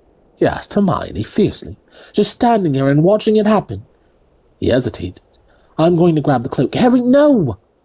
Hermione seized the back of Harry's robes not a moment too soon. Just then they heard a burst of song. It was Hagrid, making his way up to the castle, singing at the top of his voice, and waving slightly as he walked. A large bottle was swinging from his hands. See, Hermione whispered. See what would have happened. We've got to keep out of sight. No, Buckbeak. The hippogriff was making frantic attempts to get to Hagrid again. Harry seized his rope too, straining to hold Buckbeak back. They watched Hagrid meander tipsily up to the castle. He was gone. Buckbeak stopped fighting to get away. His head drooped sadly. Barely 2 minutes later, the castle doors flew open yet again, and Snape had come charging out to them, running towards the willow. Harry's fists clenched as they watched Snape skid to a halt next to the tree, looking around. He grabbed the cloak and held it up. Get your filthy hands off it. Harry snarled under his breath. Shh! Snape seized the branch Lupin had used to freeze the tree, prodded the knot, and vanished from view as he put on the cloak. So that's it, said Hermione quietly. We're all down there, and now we've just got to wait until we come back up again. She took the end of Buckbeak's rope and tied it securely around the nearest tree, then sat down on the dry ground. arms around her knees. Harry, there's something I don't understand. Why didn't the Dementors get serious? I remember them coming, and then I think I passed out. There's so many of them. Harry sat down too. He explained what he'd seen, how as the nearest Dementor had lowered its mouth to Harry, a large silver something had come galloping across the lake and forced the Dementors to retreat. Hermione's mouth was slightly open by the time Harry had finished. But what was it? There's only one thing it could have been, to make the Dementors go, said Harry. A real Patronus, a powerful one. But who conjured it? Harry didn't say anything. He was thinking back to the person he'd seen on the other bank of the lake. He knew who he thought it had been, but how could it have been? Didn't you see what they looked like? Said Hermione eagerly. Was it one of the teachers? No, said Harry. He wasn't a teacher. But it must have been a really powerful wizard to drive all those Dementors away. If the Patronus was shining so brightly, didn't it light him up? Couldn't you see? Yeah, I saw him, said Harry slowly. But maybe I imagined it. I wasn't thinking straight. I passed out right afterwards. Who did you think it was? Spirits be with you, man. I think. Harry swallowed, knowing how strange this was going to sound. I think it was my dad. Harry glanced up at Hermione and saw that her mouth was fully open. She was gazing at him with a mixture of alarm and pity. Harry, your dad's, well, dead, she said quietly. I know that, said Harry quickly. You think you saw his ghost? I don't know. No, he looks solid. But then, maybe I was seeing things, said Harry. But from what I could see, it looked like him. I've got photos of him. Hermione was still looking at him as though worried about his sanity. I know it sounds mad, said Harry flatly. He turned to look at Buckbeak, who was digging his beak into the ground, apparently searching for worms. But he wasn't really watching Buckbeak.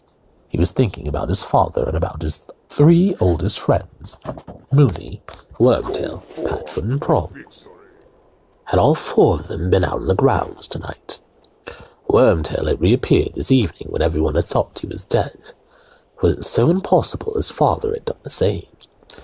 Had he been seeing things across the lake? The figure had been too far away to see distinctly, yet he had felt sure for a moment, before he lost consciousness. The leaves overhead rustled faintly in the breeze. The moon drifted in and out of sight behind the shifting clouds. Hermione sat with her face turned towards the willow, waiting. And then, at last, after over an hour, "Here we come," Hermione whispered. She and Harry got to their feet. Buckbeak raised his head. They saw Lupin, Ron, and Pettigrew clambering awkwardly out of the hole in the roots, followed by the unconscious Snape, drifting weirdly upwards. Next came Harry, Hermione, and Black. They all began to walk towards the castle. Harry's heart was starting to beat very fast. He glanced up at the sky. Any moment now that cloud was going to move aside and show the moon.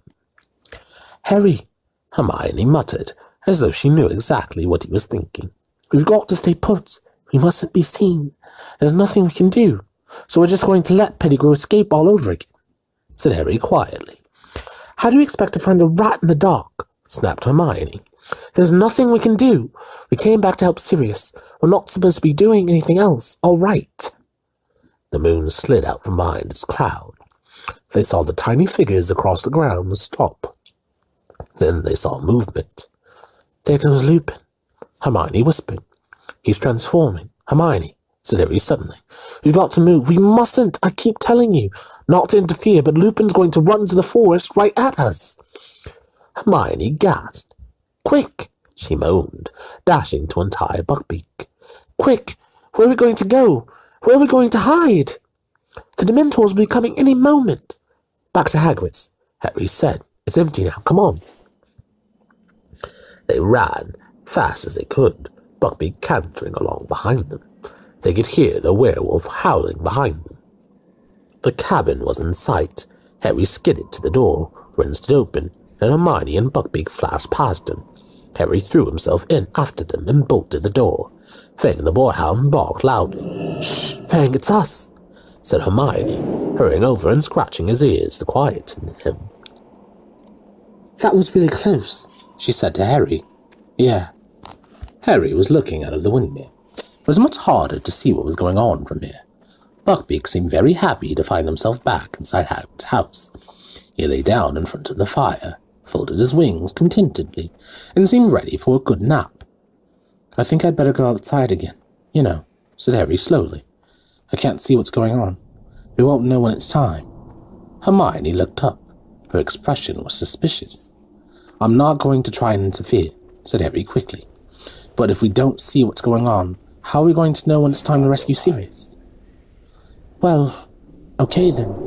I'll wait here with Buckbeak. But Harry, be careful. There's a werewolf out there, and the Dementors." Harry stepped outside again and edged around the cabin. He could hear yelping in the distance. That meant the Dementors were closing in on Sirius. He and Hermione would be running to him any moment. Harry stared out towards the lake, his heart doing a kind of drum roll in his chest. Whoever had sent the Patronus would be appearing at any moment. For a fraction of a second, he stood irresolute in front of Hagrid's door. He must not be seen.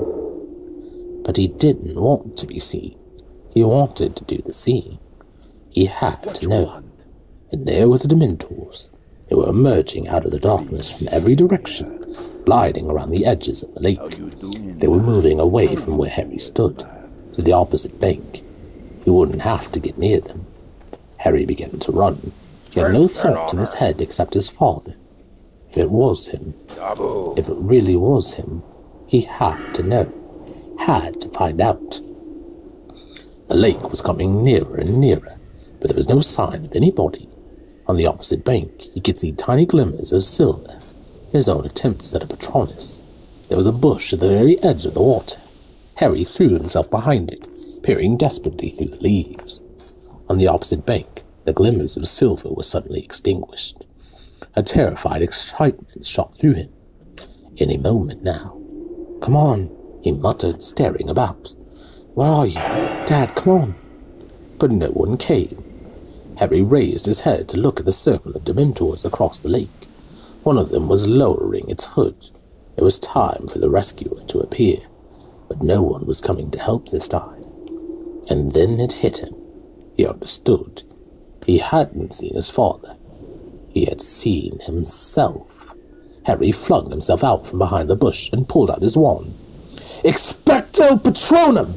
he yelled, and out of the end of his wand burst not a shapeless cloud of mist, but a blinding, dazzling silver animal.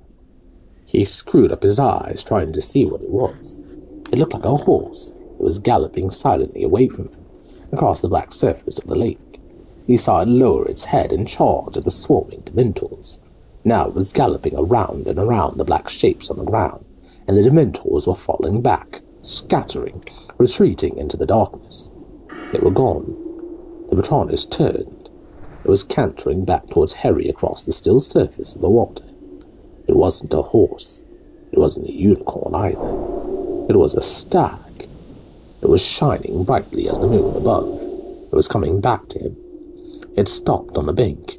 Its hooves made no marks on the soft ground as it stared at Harry with its large silver eyes. Slowly it bowed its antlered head, and Harry realized. "Prongs?" he whispered. But as his trembling fingertips stretched towards the creature, it vanished. Harry stood there, hands still outstretched towards the creature. Then, with a great leap of his heart, he heard hooves behind him. He whirled around and saw Hermione dashing towards him, dragging Buckbeak behind her. "What did you do?" she said fiercely. "You said you were only going to keep a lookout." "I just saved all our lives," said Harry. "Get behind here, behind this bush. I'll explain." Hermione listened to what had just happened with her mouth open yet again. "Did anyone see you?" "Yes, haven't you been listening? I saw me, but I thought I was my dad. It's okay." "Harry, I can't believe it. You conjured up a Patronus that drove away all those Dementors. That's very, very advanced magic." I knew I could do it this time, said Harry, because I'd already done it. Does that make sense?